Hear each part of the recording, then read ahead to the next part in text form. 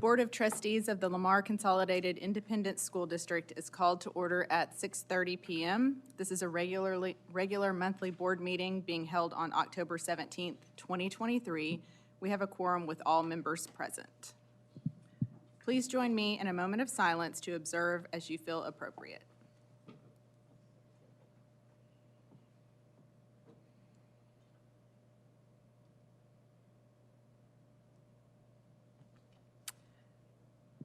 Please stand and join me for the Pledge of Allegiance and the pledge to the Texas flag, led by sixth graders Cameron Bell and Tyler Williams from Wertheimer Middle School.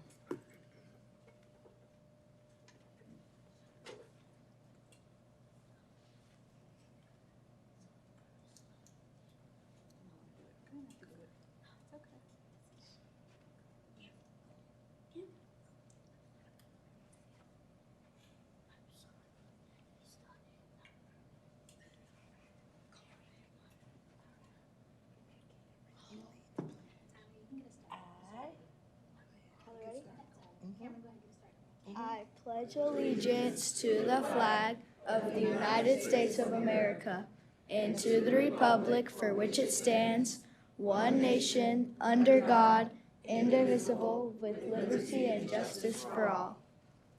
Honor the Texas flag. I pledge allegiance to the Texas, one state, under God, one and indivisible.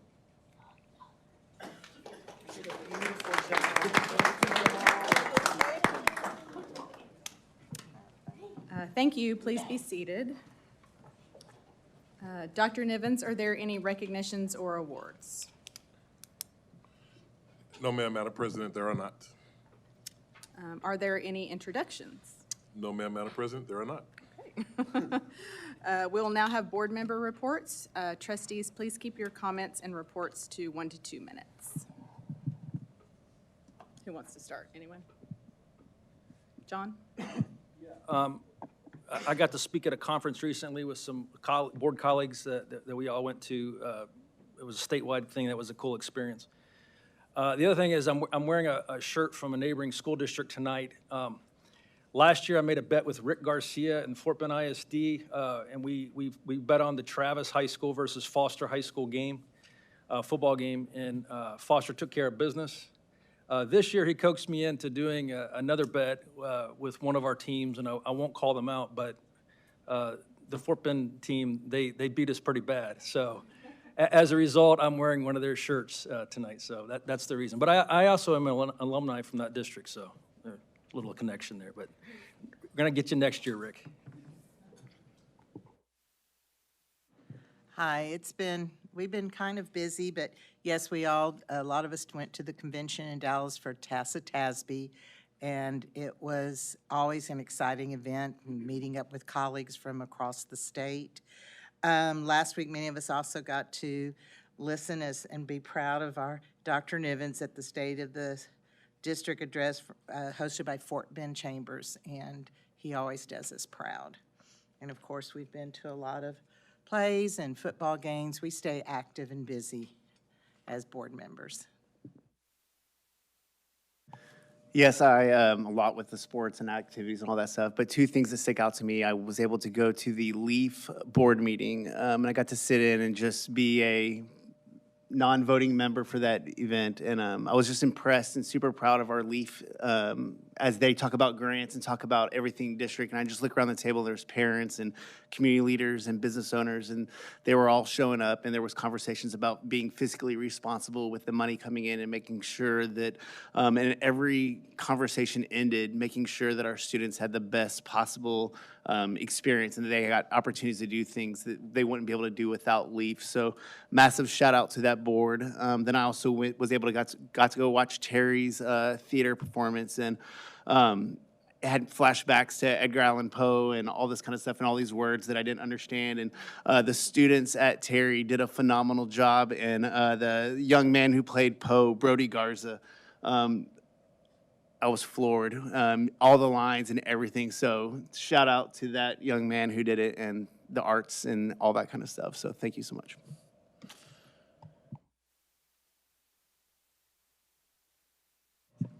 Anyone else have a report? No? Okay. Dr. Nivens, is there a superintendent report? Yes, ma'am, Madam President. First, I just want to say thank you to the trustees and the staff for doing everything you do for our young people that we serve every day. Just a couple of updates. One is we have a bond that's on the ballot, November 17th, and we have a lot of information out there. Some November 7th. November 17th is my wife's birthday, so if she's watching, I'm thinking about you. November 7th, thank you for that. And so there's a lot of factual information out there, and so if you need some more information, please make sure you communicate with myself or the Office of Communications. We have some signs out here that people are free to take with them as well, just to let people know about the factual information. In August, the board voted to lower your tax rate by almost 10 cents. And so even though if the voters approve the bond, it will not raise your taxes. And so I just have to keep saying that. I want to keep saying that and make sure it's repeated. And so the trustees voted to lower your tax rate by almost 10 cents. And if the bond does pass, it will not increase your tax rate. So that is my report, Madam President. Thank you. And early voting starts November 23rd. October. Yep. October 23rd. Which is actually Monday. Yep, October. Yep, Monday. Okay, so Ms. Johnson, are there any public comments? If you wish to address the board, you must fill out a card and submit it before the presiding officer calls the meeting to order. While speakers generally have 5 minutes to address the board, the presiding officer may establish an overall time limit for public comment and adjust the time allotted to each speaker when necessary to accommodate a large number of speakers. However, no speaker shall be given less than 1 minute. All of this is in compliance with HB 2840. Each speaker tonight will have 5 minutes. While the board values hearing from members of the public, trustees may not respond to comments as they are prohibited by law from discussing or deciding any subject that is not on the board's publicly noticed agenda. Speakers having complaints against individual district employees or trustees may only address the board after filing a complaint form and in the manner provided for in board policy, DGBA employee complaints, FNG student and parent complaints, GF public complaints. The presiding officer or designee shall determine whether a speaker has filed a complaint according to policy. Any speakers who complain of individual district employees or trustees during public comment will be directed by the presiding officer to stop addressing the board and will refer the speaker to the appropriate complaint policy. Please state your name when you come forward. Our first speaker tonight is Donald Clark. My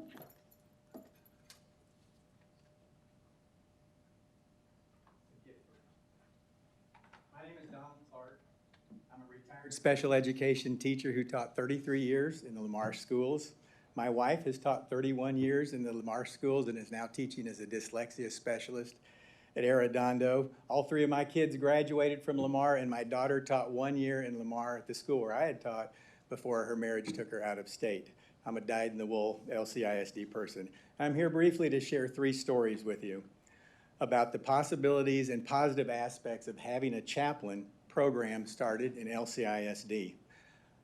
The first story there's 3 stories. First story is a personal one. In 1989, I'd been teaching for 10 years and I was ready to quit because I was spiritually suffocating at work. My faith is the most important thing in my life, which it is like most of us here. And at school, God was only mentioned during the Pledge of Allegiance, and it was in the coins that were in our pockets and purses. And I just couldn't spiritually breathe anymore. So I had my little conversation with God and say, God, you need to change these people around me, or you need to change my job. And of course, you're telling God what to do. You get in trouble doing that. And his answer was, the people around you don't need to change. You need to change. You need to begin to pray with your coworkers. And it was like, I didn't even pray out loud with people at that time. But what I decided to do what he told me to do, found some people, and every week for the next 23 years, I attended a weekly faculty share, care, and inspiration group. And it literally turned my entire professional life upside down. I was ready to quit the profession, as many teachers are today, but when I connected to that faith, I taught 23 more years. I co-founded the Houston Area Network of Christian Educators, which is an international organization. We formed 60 share, care, and prayer groups in public schools, and most of those were in the Lamar schools. We taught hundreds of teachers what the federal guidelines were for religious expression for students and teachers, which the districts, we worked with 8 school districts, not one district ever taught the teachers what they could legally do or not do. So that was one of the jobs we had. We distributed over 2,500 faith-based devotional books specifically for teachers, showing them how to integrate their faith while following the law. We donated over $125,000 of money and materials to youth in poverty and crisis. That included lunches of love and common threads, often collected for them. Personally, I was granted the Lifetime Achievement Award by the HEB Excellence in Education Program, and it was awarded $50,000. 25 of that went to Taylor Ray, and I got the other. I was given a Texas State Congressional Commendation, and I created and marketed in the district a highly successful reading program that was birthed in prayer. How can I do this? And it was used by the 2 highest academically performing low-income, Taylor Ray and Jackson were both nationally recognized blue ribbon schools using that. And I'm not here to puff myself up. Not one of those achievements was mine. All of those achievements were the spiritual fruit of public educators coming together to spiritually exercise, pray, and encourage each other under the guidance of the law that we have, which few people knew. A chaplain is needed to help teachers learn to how they can spiritually exercise if they want to, pray and encourage each other. And a chaplain would help people of not just Christian faith, but all faiths connected with that. Story number 2, as a director of Christian educators, I was asked to go to Hubenack Elementary, and they gave me 5 minutes like I've got today, so I'm talking fast here. When we were done with my 5 minutes, there were 50 teachers, there were 100 teachers, there were 50 signed up for weekly inspirational devotionals that showed them how to integrate their faith in ways that are legal. 19 people signed up to start a share, care, and prayer group there. And it just shows you the hunger. A chaplain is there to help teachers connect and satisfy that spiritual hunger, because when they connected with that, it transforms many of them. The third story is, this is news that few people know about. In Needville Middle School and George Junior High, I had 100 to 150 kids coming every week to their Bible clubs. Many of those kids were unchurched, unmosqued, unsynagogued. They didn't attend. And a chaplain's purpose is to be a liaison between those type of organizations that provide those services. And the fourth story is what y'all are going to write. You're going to either say thumbs up or thumbs down.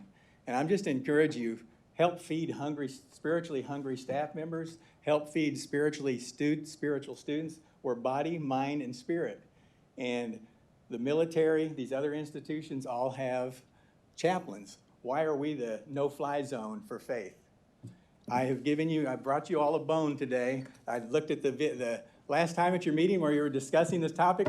There's no meat on the bone. How can we vote if there's no meat on the bone? Thank you. I brought you a bone, which is a proposal. I'll take it. There you go. No. Okay, all right, so, Thank you, sir. Your time's up. yep. Our next speaker is Roxanne Taylor.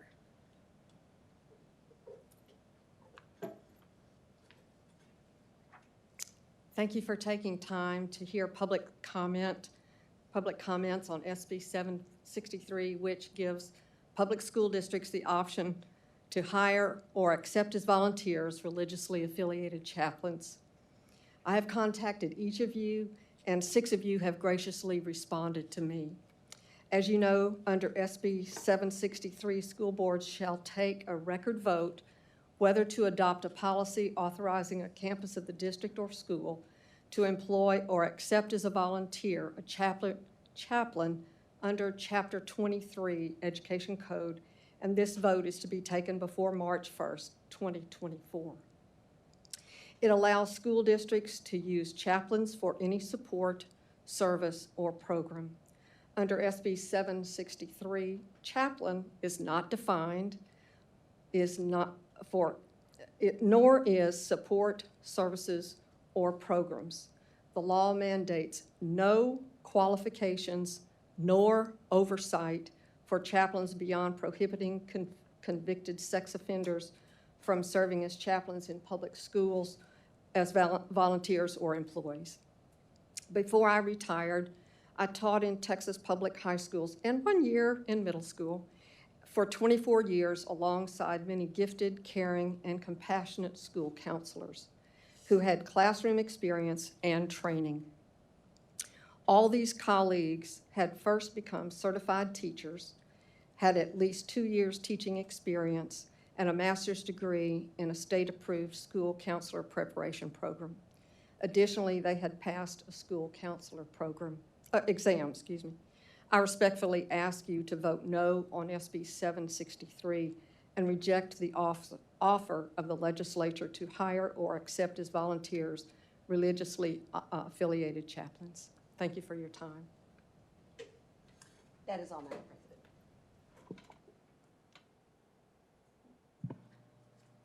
At this time, we'll take action on the consent agenda. Are there any items that the board would like to pull?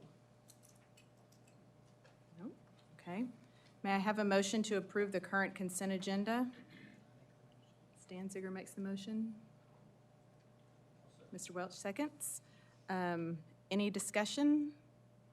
Okay, I now call for the vote. All in favor of approving the current consent agenda, say aye. Aye. Opposed? No. Motion carries. Let's see. At this time, we will take action on the action items. Okay, Madam President, we have Dr. Marlon Waits coming to the podium.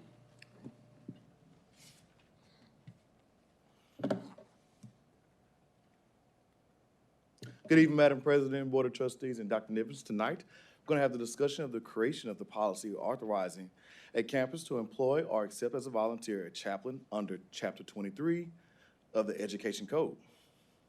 So Senate Bill 763 states, it allows districts to employ or accept volunteers or chaplains to provide support, services, programs to students. Chaplains are not required to be certified by the state.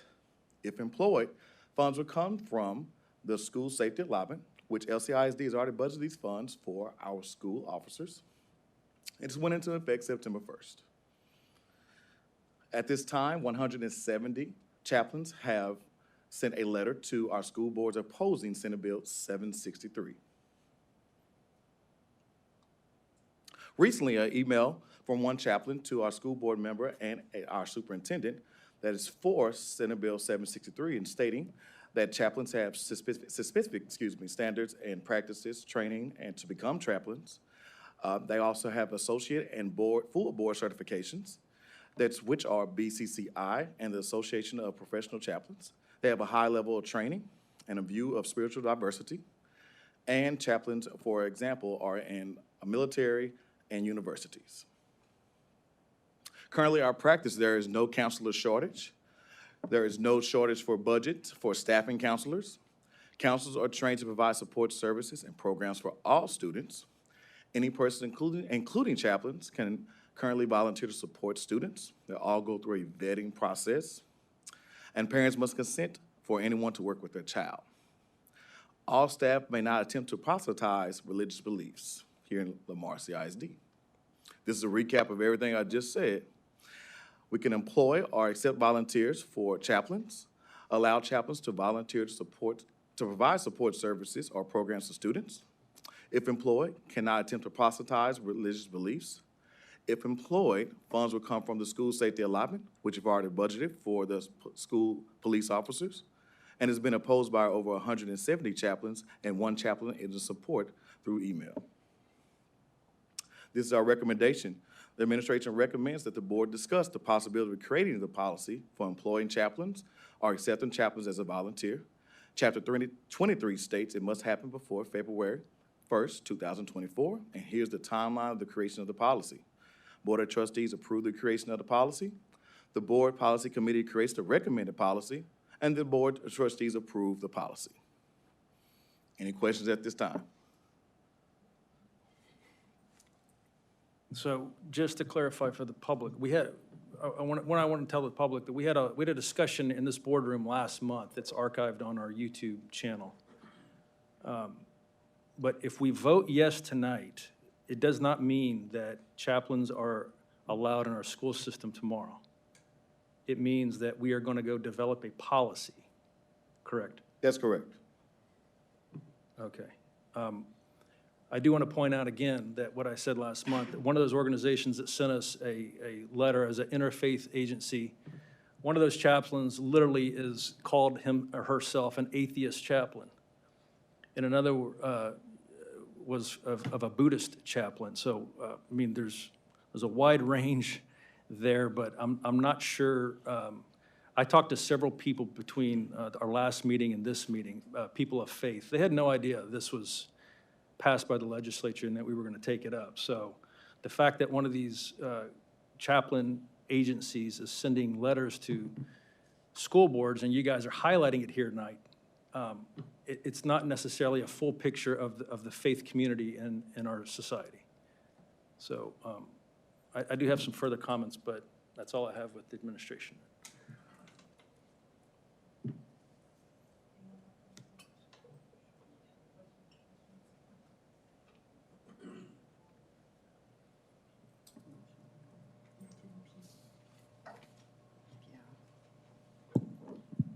Okay, may I have a motion for the board to approve creating a draft policy authorizing a campus to employ or accept chaplain volunteers pursuant to Chapter 23 of the Texas Education Code, with such policy being considered for approval at a future board meeting? Mr. Welch makes the motion. Do I have a second?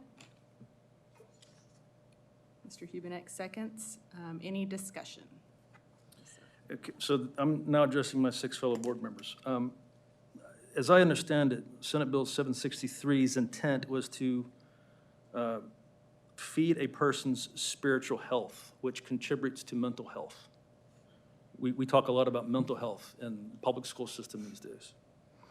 Pro athletic teams have chaplains, police departments have chaplains, our public airports and our hospitals have chaplains. It's been said that the schools are the only entity of the state of Texas that does not have chaplains in them. The words separation of church and state are not in the United States Constitution, nor are they in the Texas Constitution. The phrase comes from a court pulling a phrase out of a letter that Thomas Jefferson wrote. General MacArthur, the great General MacArthur of World War II, when America beat Japan in the Pacific, called for the United States and the Western nations to send missionaries to Japan. Now, a missionary and a chaplain have a little bit different function, but the idea was that while infrastructure is being rebuilt and society is being rebuilt, we need to tend to the spiritual needs of the people of Japan. The same idea is present here. Now, the governor and the state legislature have also thought that the school system needs chaplains, but here's what they did. They allowed us to opt into it. And some people are concerned by the vagueness of the bill. I think the vagueness of the bill is a good thing because it will allow us to put some parameters on it that work for Lamar. It doesn't have to be vague policy. We can say they can only be members of certain organizations. I know that would have to go through the lawyers. They'd have to slice and dice that, but I'm pretty sure that we can do that. Here are my recommendations for our policy committee. And these are not full-blown, but here are my recommendations for Lamar. The chaplains will be voluntary. That they will not replace counselors, but they will supplement the counselors in our district.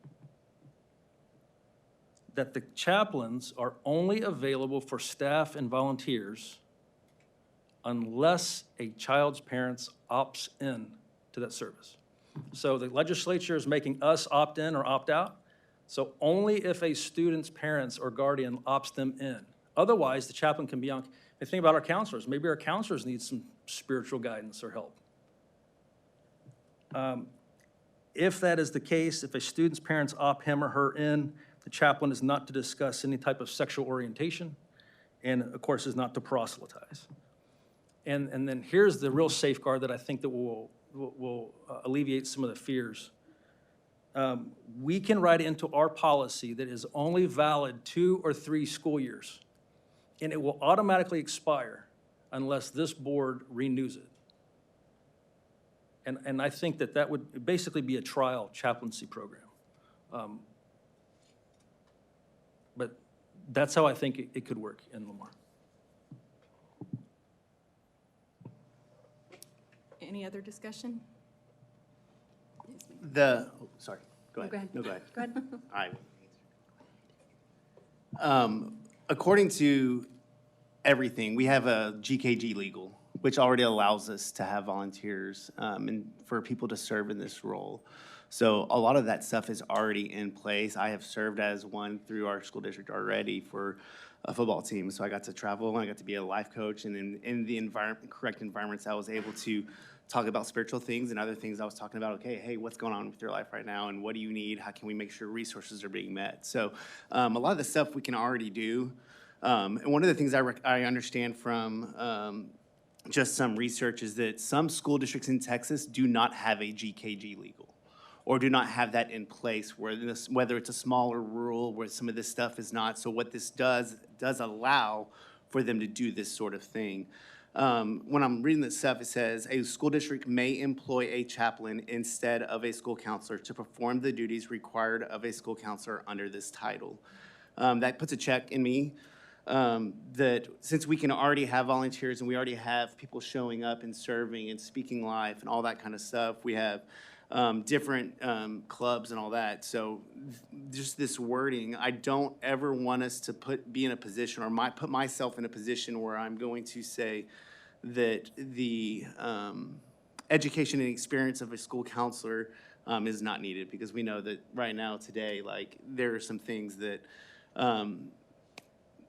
even some counselors are just not equipped to have. And so if I say, okay, this other person who doesn't have to have a certificate or a degree or education in a certain area is going to replace this, and I know our board here, and I trust our board here. So if we're going and putting stuff in, something may happen where one of us may die and we have to replace someone, or something we haven't elected. There's just a lot of stuff that can happen with our board, and I trust this board, that none of us will replace a counselor with a school chaplain. And I agree with the volunteer thing. We can already do that.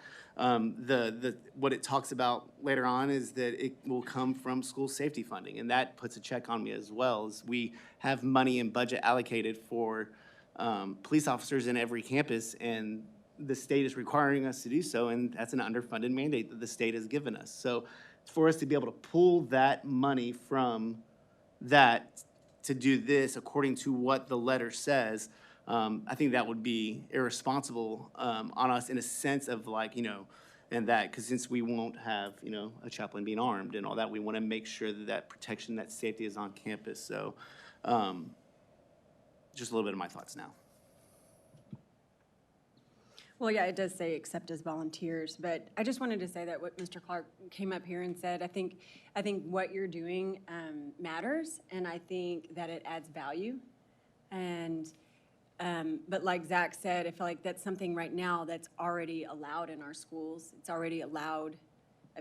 We allow volunteers to come in and do those things, and I do think it adds value. Whether or not we need to employ someone, I think that's a different story. So I just wanted to just say that I appreciate what you do. I think it matters, and I think a lot of people value it.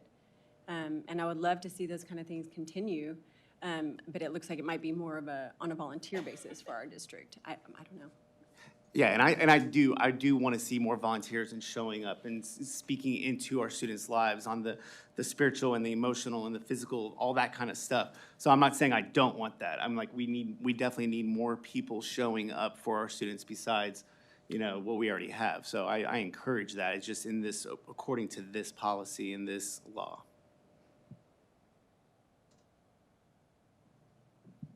Any more comments? No? Okay, I will now call for the vote. All in favor, say aye. One, okay, and opposed? The motion does not carry. That's how I want to say that, right? Okay. All right.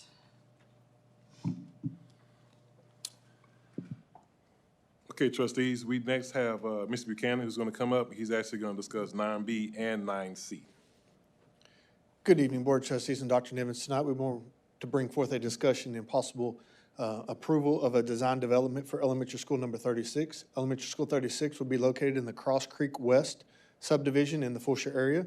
The campus will be opening up in the fall of '25. We had a design committee met August the 21st. They discussed the three options, and then the committee as a whole voted on which option they preferred. This is our design committee members. This was option one that the design committee looked at.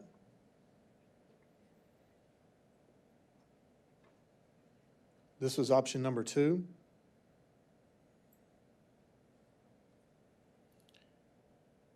This was option number three. The architect has also confirmed with us that all three designs meet the same budget criteria. All three designs are incorporated in the surrounding neighborhood. So our committee voted. Option one got 0 votes, option two got 5 votes, and option three received 8 votes.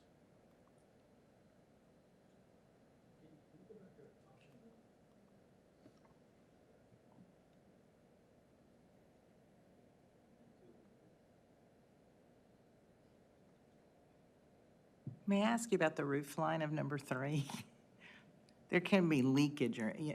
I've been in schools where they make them kind of funky in the past and then they leak. No, ma'am, on that roof design itself, it's sloped. It's a flat top roof that's sloped, so it also Okay. helps with the drainage on the roof itself. Okay.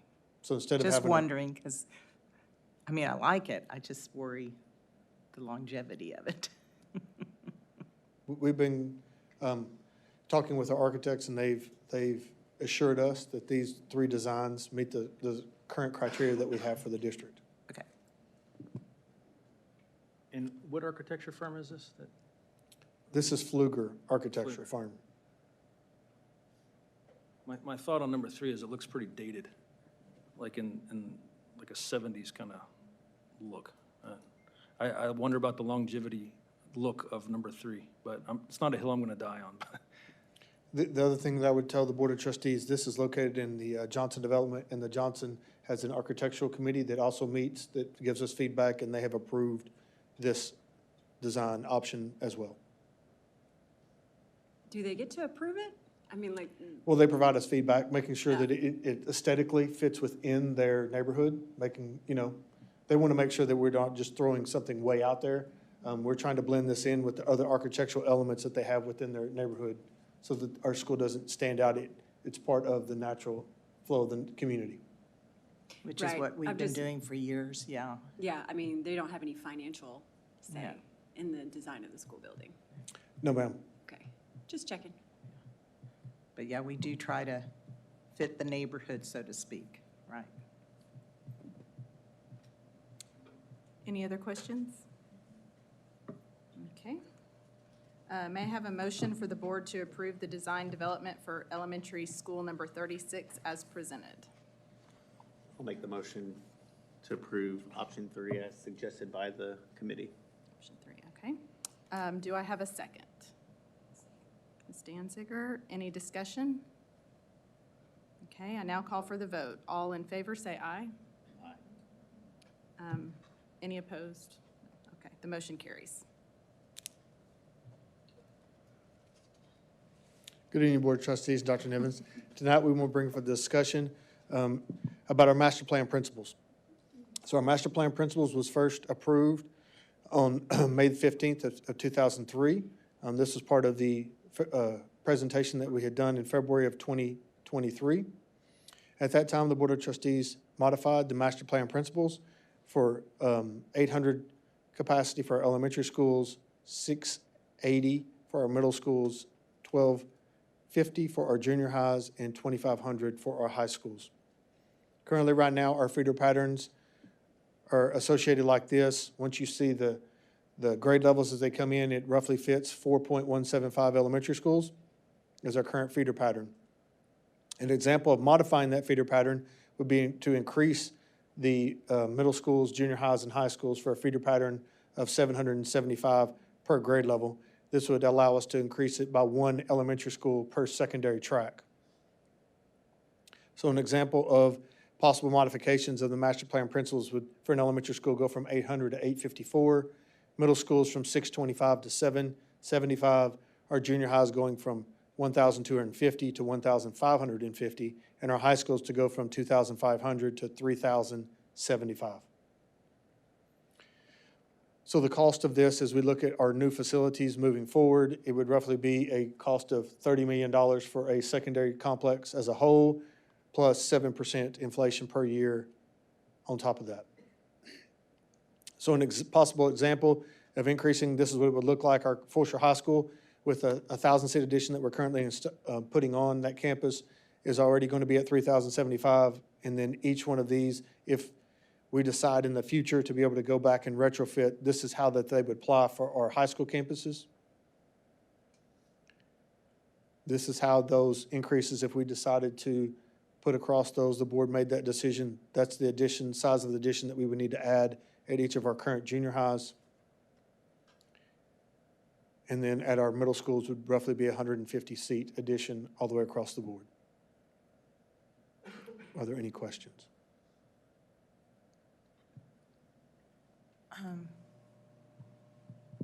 Our new schools that we are designing now, we're designing them with the 2023 or 2022, 23 in mind, correct? That's correct.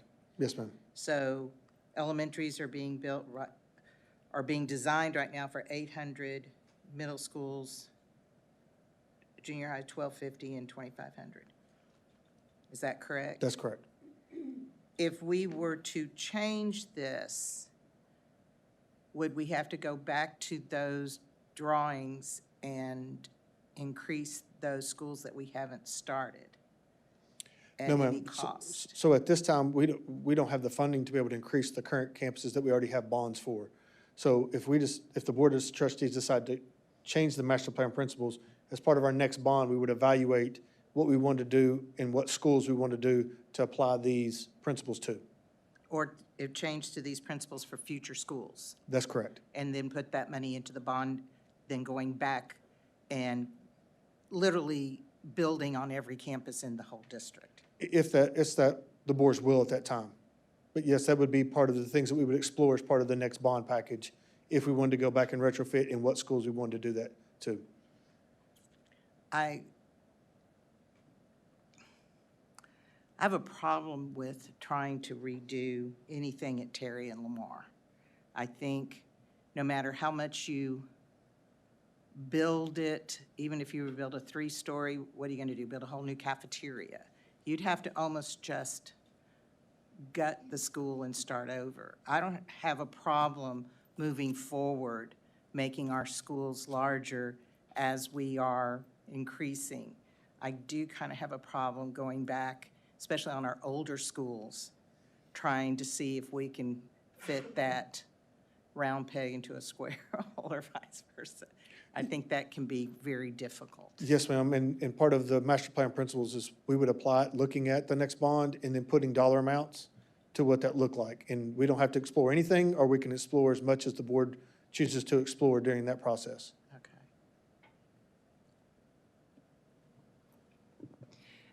Is there a way that we could utilize our demographers to look at the schools and look at what's upcoming as far as building in different areas and where we think we might need to? I mean, I think a blanket, let's go back and do all this to all the schools is kind of, is probably not, maybe not necessary, but I agree with Kay. Going forward, I think our new school, like Tomas, I think needs to be at 3,075. I think to build at 2,500 would just be, I don't know. I don't think it would be wise, because then we would have to go back and do what we're doing at Fulshire and at Foster and adding additions, which is very difficult when you have kids in and out of the school.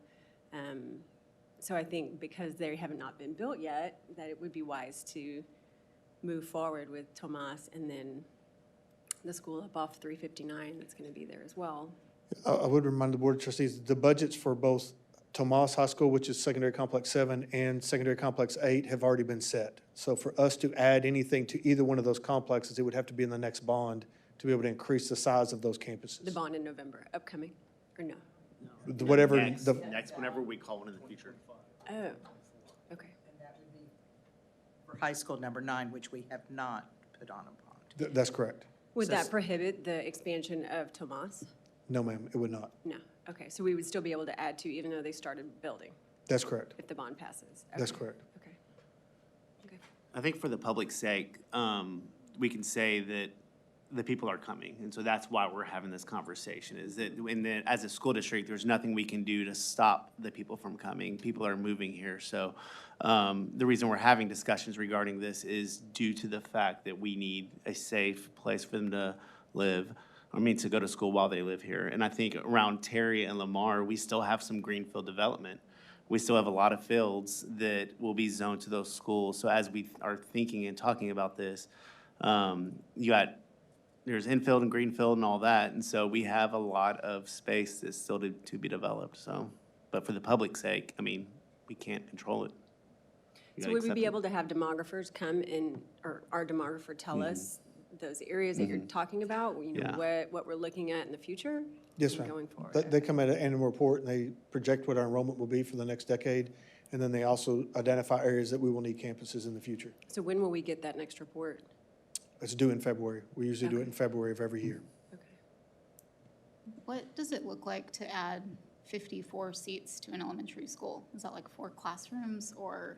It's roughly 2 classrooms is Two what we'd be adding. classrooms. So it's not a huge amount that we'd be looking at going back to. What is our like max capacity elementary, or what school has the most kids in it, like elementary school wise? And how many kids? Probably Bentley With or how Lindsay, many? all of them are over 1,200. So why are we just looking at 54 seats? Why not more? Is it just cost? Well, for high-quality instruction, you don't want your elementaries to go over 900. And also, you have, quite a few babies in there. And so you want to make sure that all the adults are able to monitor all the kids, make sure they get on the right bus, get home, get fed, but also that the level of high-quality instruction doesn't suffer. But So it's just best practice to have a 900. I get that, but will adding 54 seats to a school really make that big of a difference if we're? Well, we're opening up so many elementary schools. We have to really see where the dust settles once we put those in there and see if we're opening up schools with capacity. And if we're not, and as Dr. Nivens has already started talking about, we're going to have to do some shifting. But, 54 more seats in some schools were built so you could actually add on without much disturbance. I just been heading over to some of these high schools and all that construction. It's like the roads, will it ever end? So, we really need to get these elementary schools open and see how much it absorbs. And once we can at least get those kids like out of Bentley and into Terrell. Yeah, but my concern is they go into Terrell and they go into these other elementary schools and they're already back up to 1,100 right away. Well, that's why I'm saying we need to get these schools built. But like I said, I don't have a problem enlarging it. I do have a problem going back to schools that are already built. Right, I'm just talking, I'm talking Yeah. about moving forward Right. to do, like what Jackie was saying, 854, it seems like they're full, right? But, because they're the constant building. You pop it in a neighborhood and it's full. And then we're adding portables, and then people are upset because then we're overcrowded and we're not capping it, or we are capping it, and then they have to go to another school. It just leads. Welcome to Fort Bend County. What was this, what will this save us as far as how many, less schools, adding head count, So if you're dollar-wise construction right, so versus? if you're looking at secondary campuses, it starts to allow us to build less secondary complexes. Because when you add an extra 500 seats, by the time you do that 4 times, that's currently what our current high schools complexes are at now. So long-term, that's what it allows us to start doing is just reducing the amount. And what we found is that's the most difficult land to go find, is our secondary complex lands, just because it's so large. Developers are much more willing to allow us to purchase our elementary school sites versus our secondary. One of the things we have to keep in mind is that we build schools and these things stay open for 50 years, roughly. maybe longer. So, for instance, Campbell Elementary in Greatwood, you have to go there on purpose. You're not going to stumble upon it if you're cruising the main roads of Lamar. That school is under capacity now, and it's because the neighborhoods age out, and I don't know, would it be responsible, do you think, to build high school number 9 through 12 at 3,000, knowing that school is going to be open for, 50 to 70 years? Are we going to go through long periods where it's way underutilized? Or, I mean, I know there's no way to predict that right now, but that is the concern, is that we're going to build bigger schools because we need it for the foreseeable future. But then in 20 years, it's way too big, and we're not utilizing it, and we're busing kids from other parts of the district to utilize that space. So I agree with what Kay said and some of the others. I don't have a problem increasing our school sizes with what's being proposed. I don't think that we need to go and retrofit any of the current campuses with additional space to meet those needs. I think they should be fine as they are. My other question to Dr. Nivens, when we start looking at, and I know we have some schools at 3,000, do we, and even our elementaries are at 1,200, how much more assistant principals or personnel, or do we have to add to those schools to make them safe for all our students? Yeah, our staffing formula, we have staffing guidelines in the district, and so I don't have it off the top of my head, but I know like once the elementary school gets to 900, let's say, they get an additional assistant principal, a counselor, stuff like that. So I don't have those numbers off the top of my head, but we can share that with the board anytime. What I think I'm hearing though is in the future, we can add this, but I think what I'm hearing Ms. Box and I think Trustee Lambert say is we can probably have our demographer come and speak to us.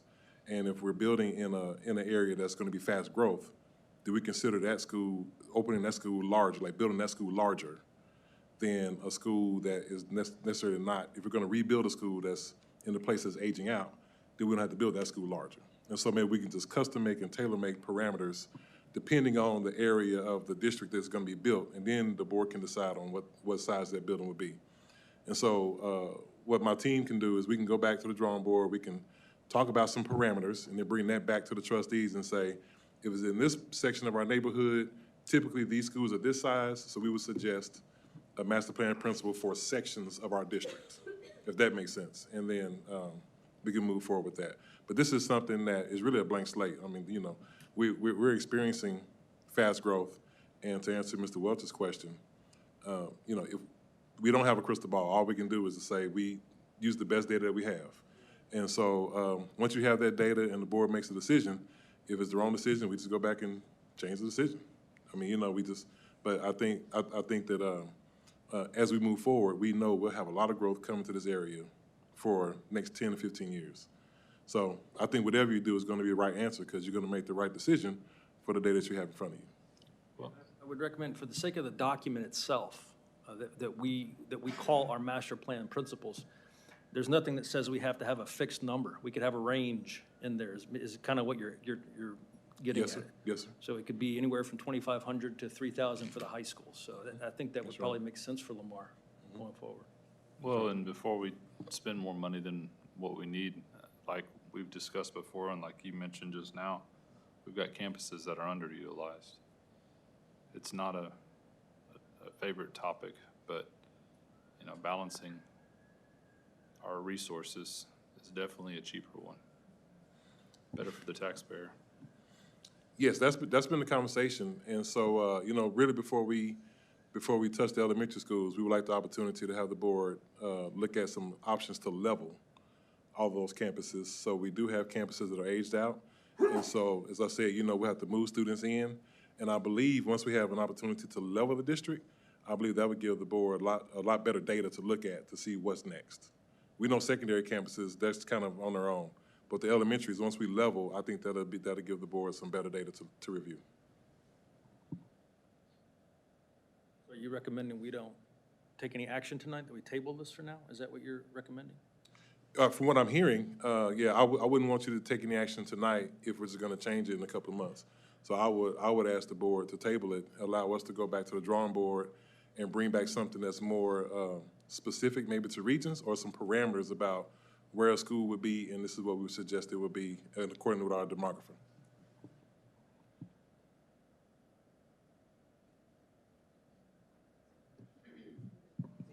We're just gonna pass?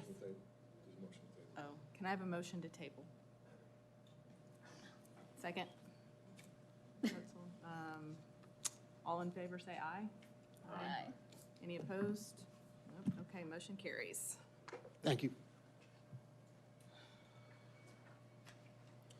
All right, trustees, we next have Dr. Jones. Good evening, Madam President, Board of Trustees, and Dr. Nivens. This evening, I will be sharing a recommendation for upgrading the video recording and streaming solution here in the boardroom. As a reminder, Texas Government Code 551.128B1 requires that all our regular and special board meetings have both an audio and video recording, and that those audio and video recordings be posted on the internet within 7 days of the meeting. Currently, our boardroom has the following setup: individual microphones for each trustee with remote control, in-room and lobby speakers, 2 cameras, a board-facing camera, and a presenter-facing camera. On the back end, we have a camera control board and video switcher. This allows us to change the direction of the camera or zoom in and out, as well as select which camera is shown to the audience. A stream encoder that sends our video from this room to YouTube for our live stream, and a recording encoder that records our meetings in the event that there is an issue with the live stream. All of our streaming is hosted and recorded on YouTube. For our patrons watching our live stream or recordings from home, they are watching from YouTube. This does limit the environment and how we can control it, since we do not have control over all of YouTube dynamics. There's also currently no indexing. For example, this portion of the meeting is section 9D. There's nowhere for our community to click to automatically go to this portion of the agenda in the video. There is closed captioning available in YouTube, but there are limitations on how effective those are.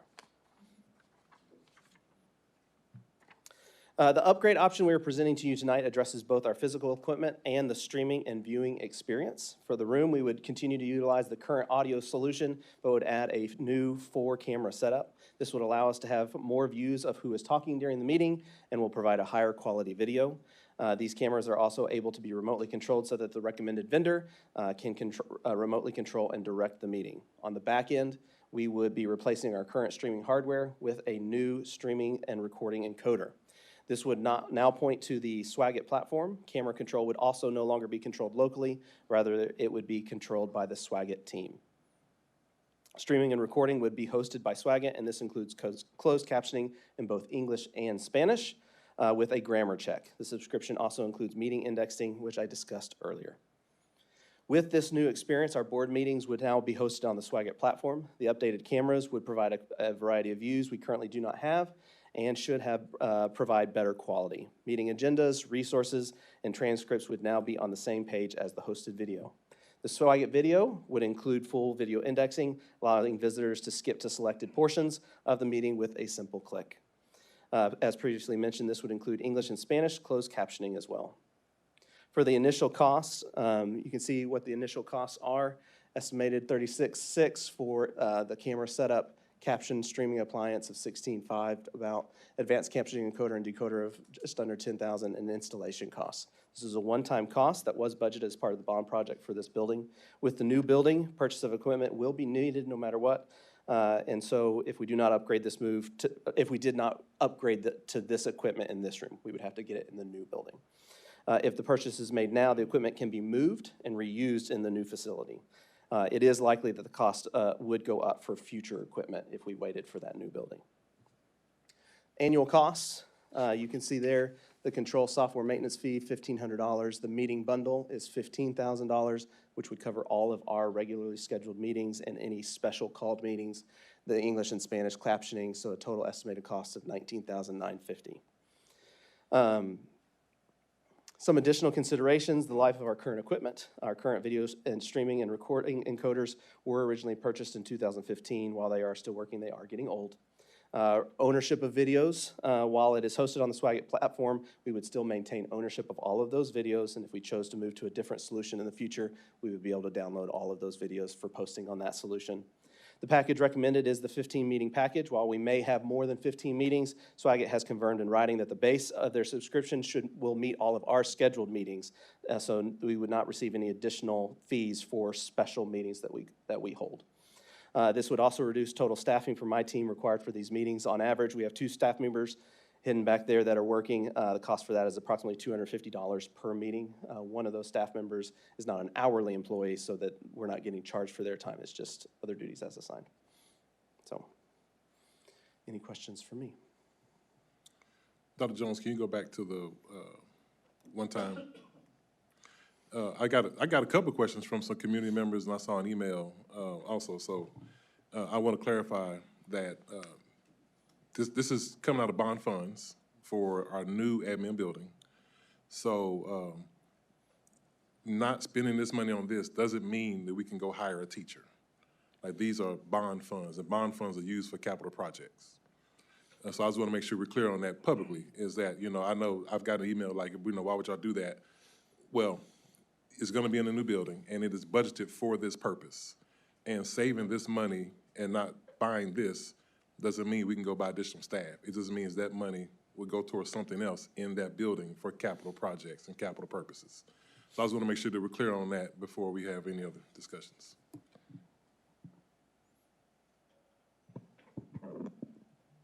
Any other questions? Okay, thank you. May I have a motion for the board to approve Swagat to be used for board meeting production services? Ms. Danzer, do I have a second? Mr. Lambert, I now call for the vote. Oh, I'm sorry. Sorry, any discussion? Go ahead, sorry.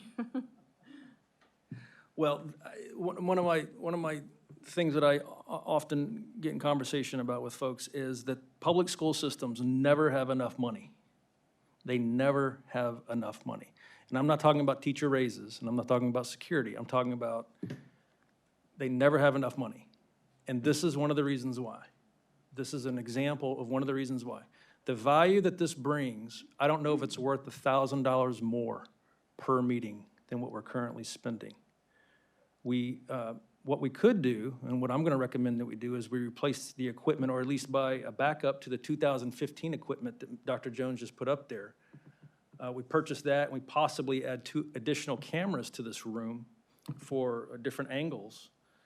But the service that we have now on YouTube works perfectly fine for the amount of folks who participate and watch these meetings. They're archived. I went back today and pulled something from 3 or 4 years ago. You can index it really quick. I've been doing it this school year on my social media pages. I've been taking our meetings and writing summaries of them and saying you can watch that discussion if you forward to minute 27:30.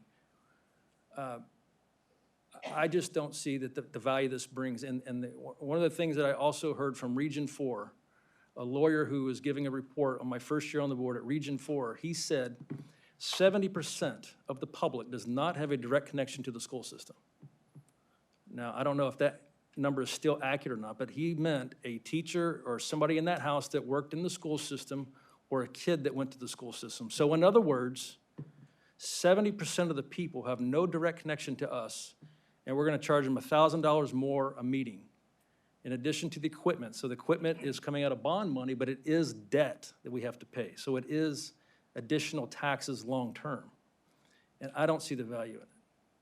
So I'm not gonna support this. Any further discussion? Okay. I'm sorry. Go ahead. Yeah, I think when looking at this, I think the value added, I do like the indexing. It's something that's done for us and it's easy to access, but I think I also agree. I don't know that it's really worth the $20,000 a year that we would have to be paying for the service that Swagat offers, so. So let me get this straight. This was bond money that we asked the voters to approve for our new building. We're asking to purchase it now at hopefully a lesser price than when we get the new building built, and this would be able to move with us to the new building. If we didn't purchase it now, we're going to have to purchase something new at that time that could be more than what it is now. Do I have that correct? Yes, ma'am. Okay, just wanted to make sure. Okay, so when they charge us $6,000 for installation, when we move to the new building, are they going to charge the same fee for it to be moved? There will have to be an installation fee for moving things to the new building. I don't know what that fee would be, and so, but there will have to be some sort of installation cost, yes. Dr. Jones, clarify, correct me if I'm wrong, the $70,000 we're talking about is bond money. Yes. The additional per meeting cost is general budget money. Is Yes, that sir. correct? Yes, sir. Thank you.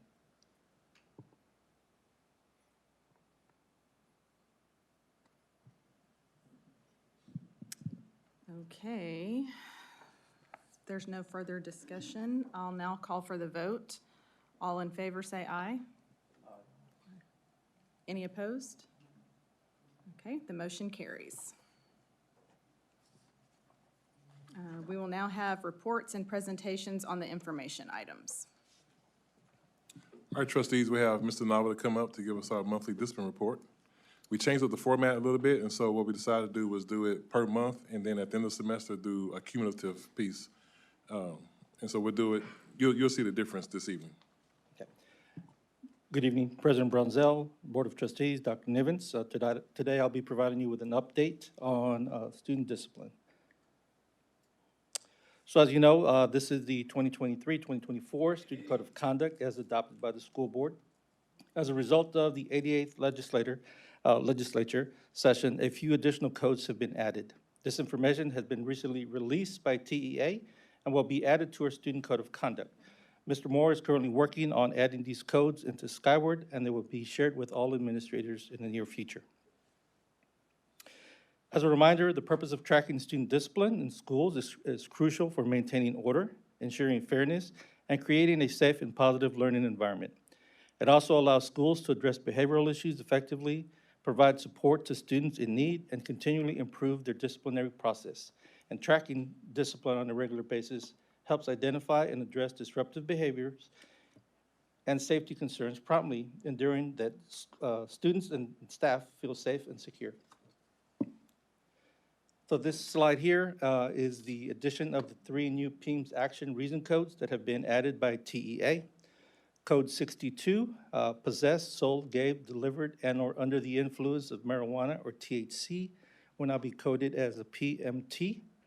Code 63, possessed, sold, gave, delivered, or use of e-cigarettes will be coded as a ECG. Code 64, possessed, sold, gave, delivered, or under the influence of other controlled substances would be a PCS. As I shared last time, the next 3 slides are a total of all of our Skyward disciplines through October 12th, 2023. Currently, the total number, as of that date, the total number of referrals were 55,059. Of those, 22,918 were tardies. And so when we remove those tardies, you'll have 32,141. You can also see that there are some areas in which there's a large number of referrals. FAI, failure to follow rules, is one. DIS, disruptive behaviors. You also have teacher referrals at 1,058. The next 2 slides will be very similar. You have noncompliance at 5,079. You have skipping, 3,233. Physical confrontations at 2,648, and on and on. And then here again, I've highlighted all of the tardies. So those were the ones where if you take them out based on the tardy kiosks. So other areas in this particular are the vaping, verbal confrontations, and truancy as well. Just a refresher, this is the PEIMS information. I've added 2 additional years so that we had a little bit of an idea of pre-COVID. So those numbers have been added for your information. Okay. The next slide reflects the total numbers in which ISS or OSS has been assigned as a disciplinary consequence over the last 6 years. As of Friday, October 12th, there have been 1,701 days of ISS and 1,559 days of OSS assigned. These days account for 1,415 incidents that have resulted in a total of 3,266 days of either ISS or OSS. Here's a review of last year's DAEP, just as a reference. Last year, we had a total of 1,051 recommendations to DAEP. For the first 6 weeks, we had 123, and the second 6 weeks, 164. Here is this year's information. Again, as of, this one is based off of October the 6th. At that time, we had 341 DAEP recommendations. The data has been broken down by month to kind of give you an idea of, excuse me, the breakdown. In August, we had 96 DAEP recommendations. September, we had 2,011, and 34 in October. Could I ask a question? So how many children does our alternative school hold? So the current ALC, which is off Avenue or First Street, is 187. So in September, we had 211. Okay, so is that 211 all for ALC, or is it for any of the other? Those are all DAEP recommendations with the So ALC. alternative school, okay. So what do we do when we have a situation where we have 211 referrals in 1 month and it only holds 188, which is probably still housing people from previous months and then even possibly back in May? Do you mind if we, if No, I finish? no, go ahead, go Dr. ahead. Smith is actually here. They can help Okay, answer those questions. Okay. So here we have the additional information broken down by 6 weeks. So our first 6 weeks, we had 263 DAP recommendations, and the second 6 weeks, 78, for a total of 341. Again, when you take the student population, a little over 44,000 kids, it's roughly less than 1%, 0.7% of our students attending DAEP. The top 5 reasons for DAEP are, of course, vapes at 71, fights at 50.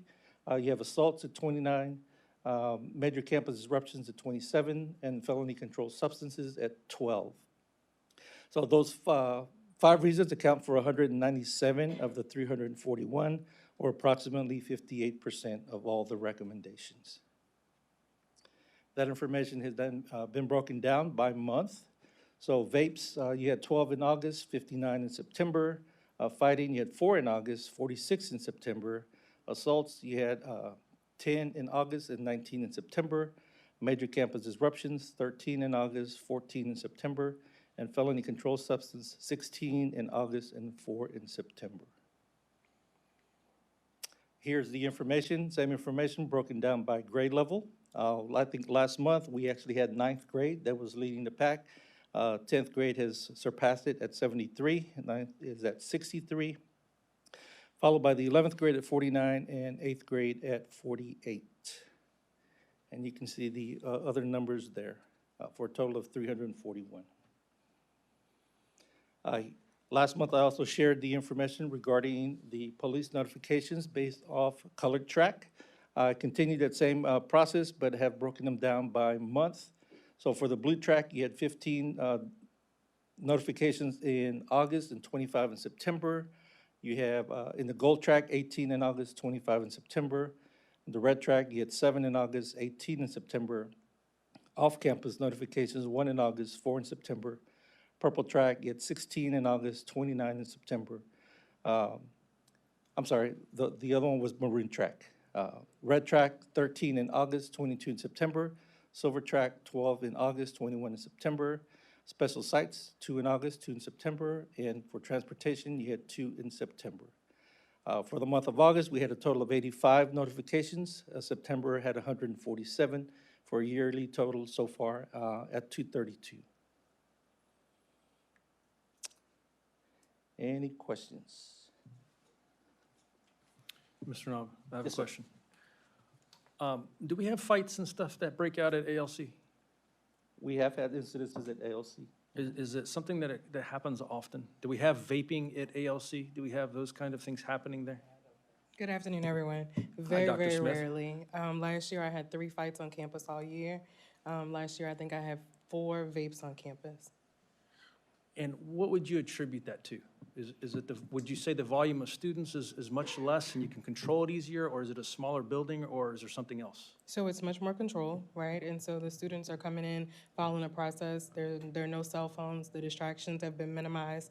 Our students are going through inspection when they come in, and so we're trying to make sure that they're not bringing anything into the building. Anything that they need for instruction is provided for them, and our class sizes are 15-1, so our ratio is much smaller.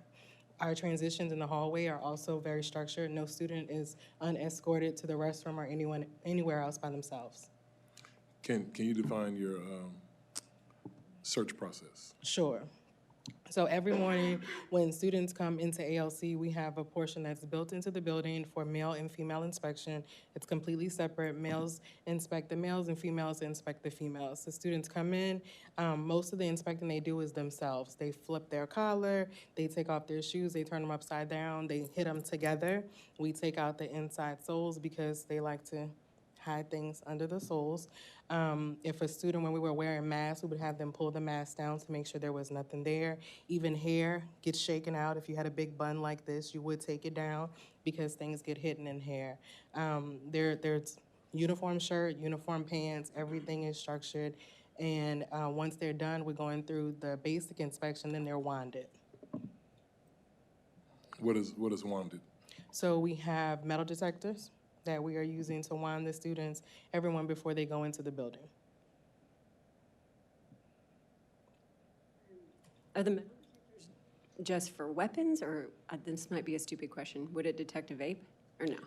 It will. It will? Yes, Oh, okay. and so our metal detectors do pick up vapes, so we have the students stand on top of like industrial mats, because sometimes it would pick up the rebar and the concrete, and so they stand on top of industrial mats for their winding, and it will pick up a vape, often found in a bra. Okay. Trustee Box, you had some questions earlier. Yes, let's see. I was just asking about when we have, 211 referrals, like in September for Yes, ALC. What is the process for that? So you say you already had 100 students in ALC, and you have 211 referrals. What do we do? So we're talking about 2 different numbers here. Mr. Nava is looking at the number of recommendations that have made in the app. Okay, that campuses are submitting recommendations for DAEP. When I looked before I left work today, we were almost at 400. That does not mean I have that many kids on campus. I have 157 kids on campus today and 14 kids on campus at Powell Point. So when you see those referrals of 400, do you know what's mandatory versus discretionary? Yeah. Yes, ma'am. All that's broken down. We have a spreadsheet that we look at every single day. It's broken down by campus, by grade level, ethnicity, anything you can think of. Yes, we know what's mandatory and what is discretionary. And all principals know that if they have a situation that needs to come to the top of the list, all they have to do is pick up the phone and call me about a priority placement. Right. So if you have a lot of mandatory, then what's the process? So the mandatories don't necessarily go to the top. Right? It could be like a major campus disruption where we had to have extra police presence on campus. It could be a terroristic threat where someone disrupted the campus because they had a fake weapon. It just depends on the circumstance. And so the campuses make the determination of what will be a priority placement, and then they call me directly and we handle that, getting that student in ahead of schedule. So if we had a terroristic threat with a fake weapon, I'm assuming LCISD police would be called. So that, yes, and that would be a campus process. So once the campus does their process, does their full investigation, then if they determine this is a situation where this kid needs to be off the campus immediately, then they call us and we get that kid scheduled for the next day likely. Okay. So as far as the numbers, ALC has not been full, period. We are not at capacity. There is a constant rotation of students to ensure that we are never at a position where I have to turn a student away. okay? I make sure that every student on the campus is reviewed every single week. I'm looking at grades, I'm looking at discipline, I'm looking at attendance, I'm looking at former disciplinary history, and I'm looking at what they're doing on campus with me. They're required to write an essay, they're required to attend counseling sessions, restorative practices sessions, and if it is a student that came to me for a drug offense, they are attending at least 4 hours of mandatory drug counseling through Fort Bend County Juvenile Probation on campus with me. So no kid is just randomly being sent back. The students that typically would be sent back are the students that have not injured someone else. It's an offense, you know, they've done something to themselves. Or it was like a student who had a vape. Those were the ones that we would send back faster last year because we had mandatories like assaults and major campus disruption or fights that needed to get in. Those more aggressive kids, we were trying to reserve the seats for those kids so that there was no wait at all.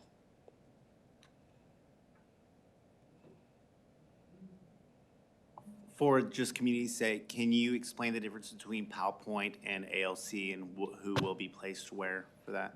Sure. So PowerPoint, we opened up this year, ALC South. So that is for our kids that are kinder through 6th grade. Last year, we saw a serious influx of 6th graders, but because you never know how discipline is going to go, this year we have a crazy influx of high school students. So PowerPoint is out in Kendleton, and we're servicing our kids there. We have one kinder all the way through 6. He's 6 years old. And we are sharing the building. It's half SPED and half ALC. So Tiffany Mathis has a program out there, and then we have a program on the other side of the building.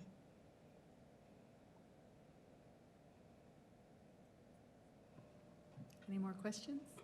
I do. I have a question, I think, for Juan. On one of your charts, it said discipline. I just said basic discipline referrals. What is that referring to? So most of the system that we use is Skyward, which is our student management system. Right. So Skyward is the place that tracks that. And then we have the state offenses, those that we report to PEMS. They're not always the same. So the Skyward is always going to have a higher number of discipline referrals because the state doesn't want to know how many tardies you have. They don't want to know the kid didn't bring a pencil to class or anything like that. So if a teacher was to go in and do a referral in Skyward, and then they went in and looked the next day, it should be visible. That is correct. So- When they submit a referral, it's submitted as a teacher referral. Once the administrator addresses it, then the actual offense is added, the action code, the offense and an action. So would it would say, I mean, what if it just said some, for example, something just said, discussed with AP, and then the student shows up in class the next day. Is there a way for that teacher to see if that particular student is being written up by other teachers? Like, or they can only see the Skyward events referrals that they, That is correct. so they can't see if any other teacher, oh, this kid's in my class every day getting in trouble. You can't see if he's being written up in other classes? I'm not familiar. I don't think so. I think that a teacher only has access to their class. Okay, so if they've discussed something with an AP, would it specifically say what the determination was, or not necessarily? Yes, there should be an action. So even if you have a conference with a student, that is considered an action.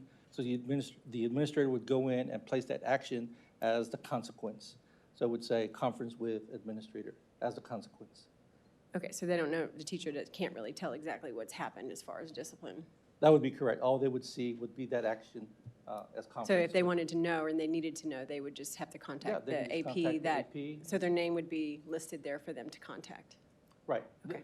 Most teachers know who, when you put in a referral, it has a disciplinary officer. Okay. So they would know who that administrator is. Okay, and then I have another question. I didn't see anything on there about discipline referrals for cell phones or how many cell phones are taken up. Do you have any numbers on stuff like that? I mean, I know some campuses that we have don't really, like Randall, I know, doesn't really have a big issue with cell phones because they've always had a policy where they're not out. I'd have to go through and look at this, but if it's written up as a referral to Skyward, then it would be on this chart. Okay, so there's nothing specific for that. So there's Offense. MDS, which is usually a misuse of electronic device. Yeah. But there's actually two types, so let's see. What's that? 920. Where do you see that? 928, and that's fighting. Okay, yes, misuse of media. And that includes two types. One is just a minor offense where students are being addressed with misusing their phone, and then the other one is also when a student is recording a violation of the student code of conduct, but that's considered a level 4 offense. So those kids would then wind up going to the alternative center. Okay. So there's a difference between the two. I'm sorry, can you say that again? There's a difference between the way that you're using your phone. If you're using it to record a violation of the student code of conduct, that falls as a level 4 offense in our student code of conduct. And so you Record like in a restroom, you mean? recording in the restroom, recording a fight, anything to that effect.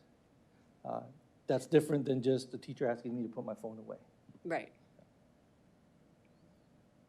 Okay.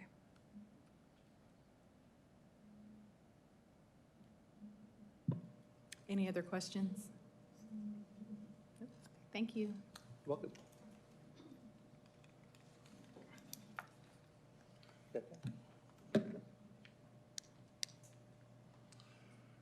All right, next, trustees, we have our instructional update by Ms. Cottengame, our Chief Learning Officer. Good evening, Board. Good evening, Dr. Nivens. Tonight, I'm going to give you an instructional update for the fall of 2023. So the Texas Education Code 28.002C states that the Board of Education will identify the essential knowledge and skills that students should have for each grade level. It also states that as a condition of accreditation, districts are required to provide instruction in these essential knowledge and skills, which we call the TEKS. Texas Education Agency's website explains that the STAR test is an achievement test designed to measure the extent to which a student has learned and is able to apply those defined knowledge and skills.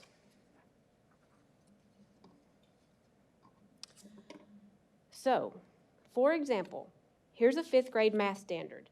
The standard states the student is expected to represent and solve multi-step problems, including the 4 operations with whole numbers using equations with a letter standing for the unknown quantity. Okay, so now let's break it down so that we can understand everything that a 5th grade student needs to know and be able to do to show mastery. So students will have to represent and they will have to solve. What will they have to represent and solve? Multi-step problems. How will they do that?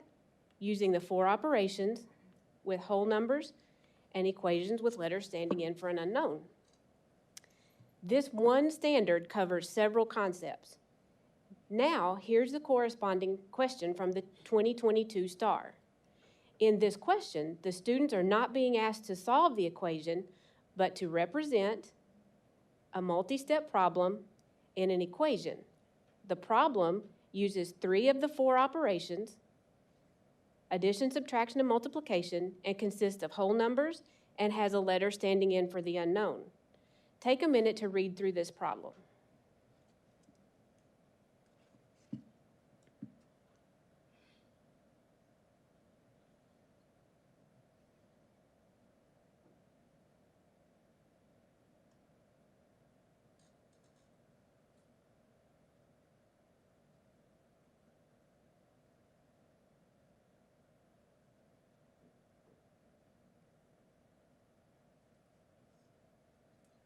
The correct answer to this problem is D.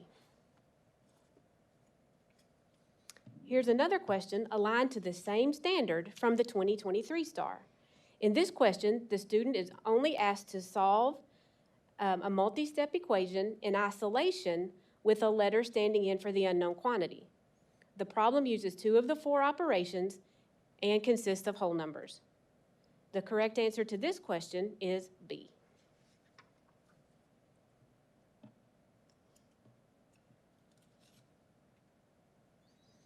And here's another question aligned to the same standard from the 2021 STAR. In this question, the students are given a multi-step word problem with an equation and asked to solve for R. There are 3 operations used, and all the numbers are whole numbers. The correct answer to this problem is A. You can clearly see the alignment between the standard and the questions. In the last 3 years, this standard has been represented at least 3 different ways on the STAR test. There are multiple other ways this could be assessed. This is the case for many of the TEKs we are required to teach. This is why proper planning is essential for our students' success. To give you an example of why proper planning is so important, here's the same standard we've been working with in our examples. And here is an objective pulled from a lesson plan in our district last year. The objective says I can multiply and divide whole numbers to determine solutions and identify prime and composite numbers. As you can see, the only thing in alignment between the two is to multiply and divide whole numbers and whole numbers. Estimate to determine solutions is not included in the standard, nor is identify prime and composite numbers. The objective makes no mention of represent or solve multi-step problems or letters standing for unknowns. What we have is an alignment issue, and this means the whole curriculum is not being taught. It also means too much time is being given towards things that are not in the grade level curriculum. Ensuring we are aligned to the TEKs buys back time to teach the required grade level curriculum.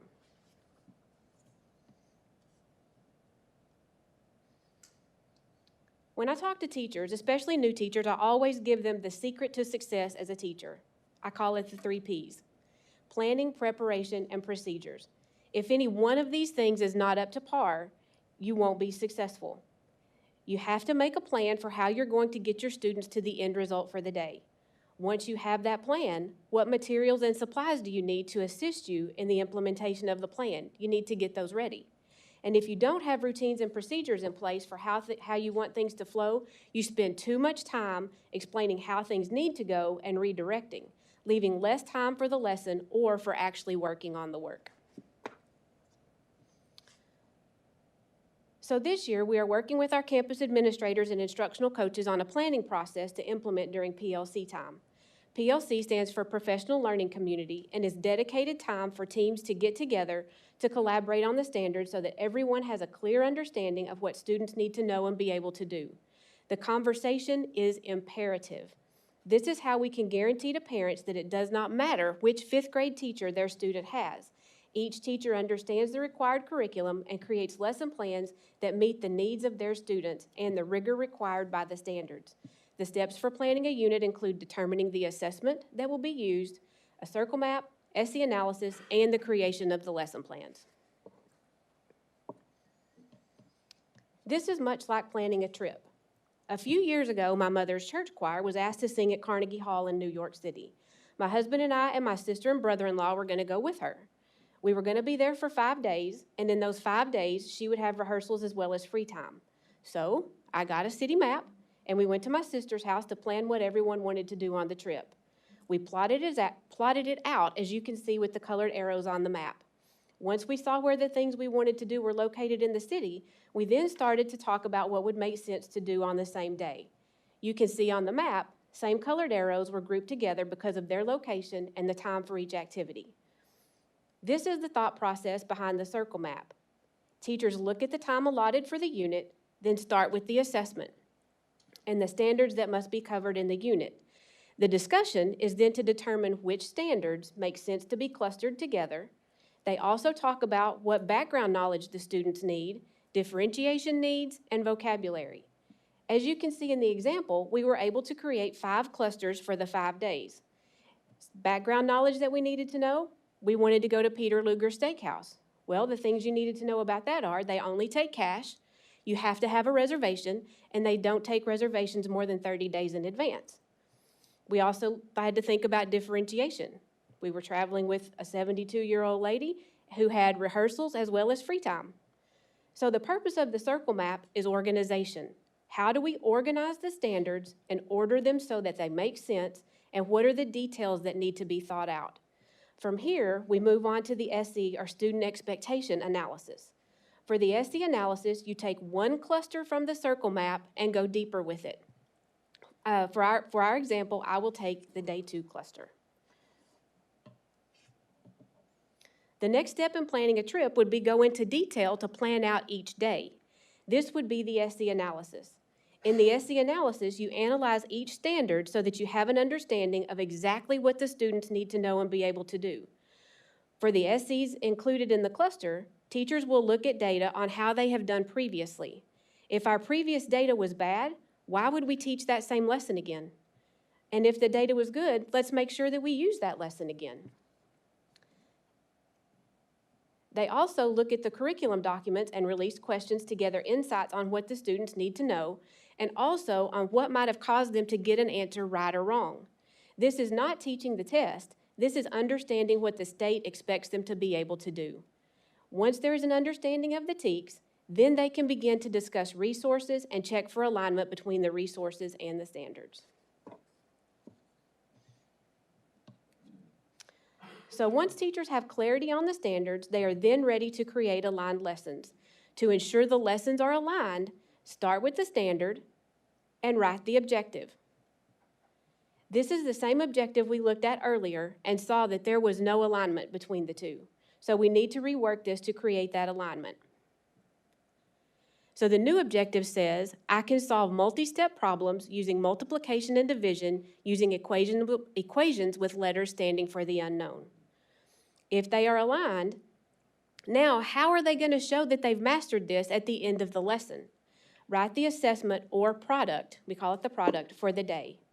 Once there is alignment between those three components, now fill in the middle with the activities that are going to get them there. Without this level of thought and study, we could end up in New Jersey or New Mexico instead of New York. It does take time to properly plan. An easy solution would be to eliminate lesson planning or to give teachers pre-written plans, but this would be detrimental to our students' success. Any of my colleagues sitting behind me could present this presentation to you tonight, but it would not be authentic or to the depth needed because they do not have the expertise in the subject. That is what it would be like to give teachers pre-written plans or to eliminate lesson planning. We understand that this takes time and have added a more in-depth level of planning to the teachers' plates this year. But we have given them time to do this work. This chart was shared with principals in June at our Summer Planning Academy. All staff development days during the school year have been dedicated to PLC time for teachers. On these days, PLC teams can work to complete the circle maps and SE analysis for their upcoming units, preparing them to create high-quality lesson plans weekly.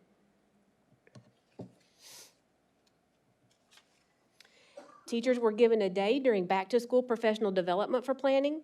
We have dedicated each staff development day during the school year to planning time, and we have also tasked the principals with giving teachers a half day of planning time during the months that do not have staff development days. We have received very positive feedback from this so far this year, and in the spring, we plan to ask the board to amend the calendar to build these days in for next year.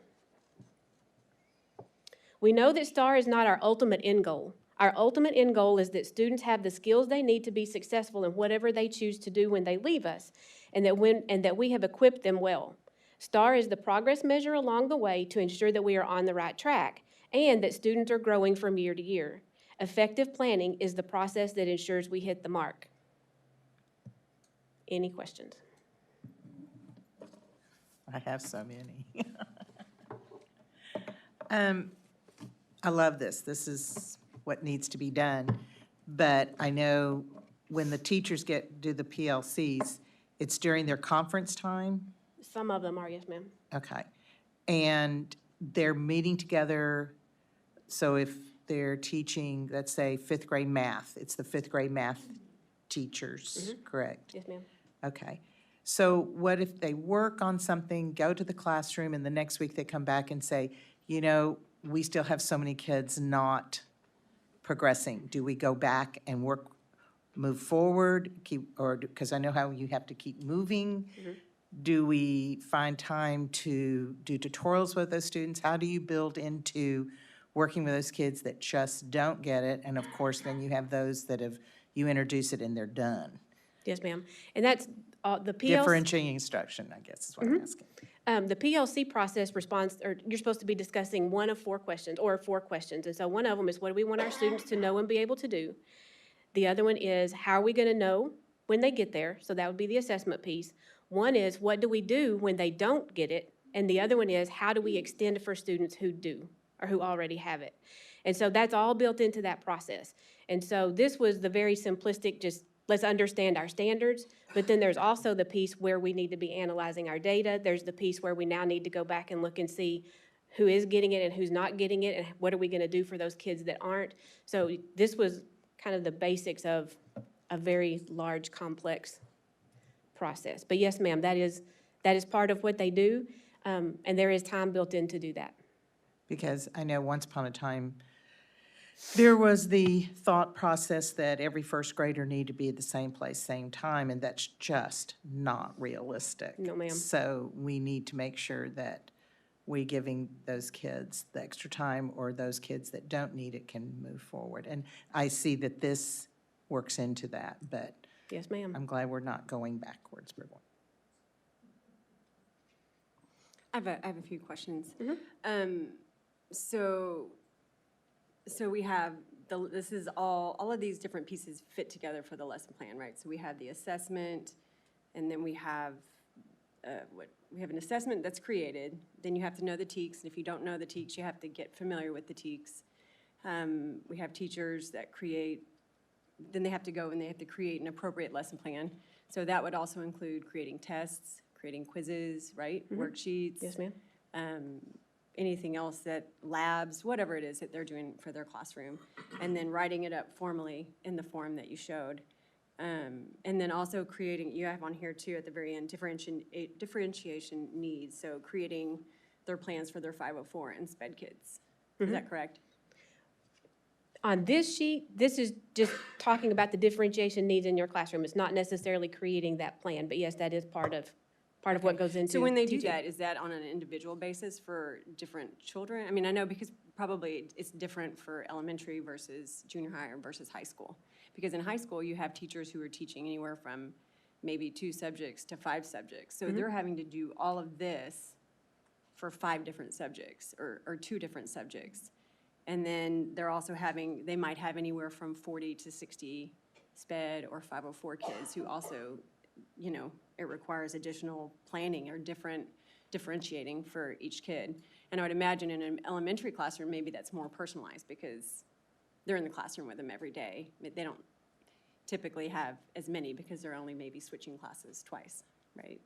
So I guess, do we take into consideration how much time does this typically take your average elementary teacher or your average high school teacher to actually do 1 week, say just for one subject, and then multiply that times, depending on what they're teaching, maybe 2 to 5 subjects. So, I mean, how long does this take an average teacher to do? Do we have feedback on that kind of a thing? Well, I would say it depends. I think if this is a new process for them, it's going to take longer. But then once they get used to the process and understand the process and can come in and sit down and get busy, it goes quicker.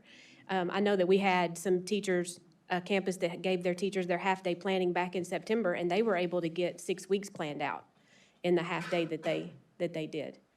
So again, I'm going to say that it goes with, you know, In a half day, so like 4 hours, they were able to plan 6 weeks. Not necessarily their lesson plans, but they were able to go through the circle map and the SD, just getting the unit planned out. Okay, but then there's still the additional lesson planning on top of that, which, like I said, includes anything additional that they might be doing in their classroom.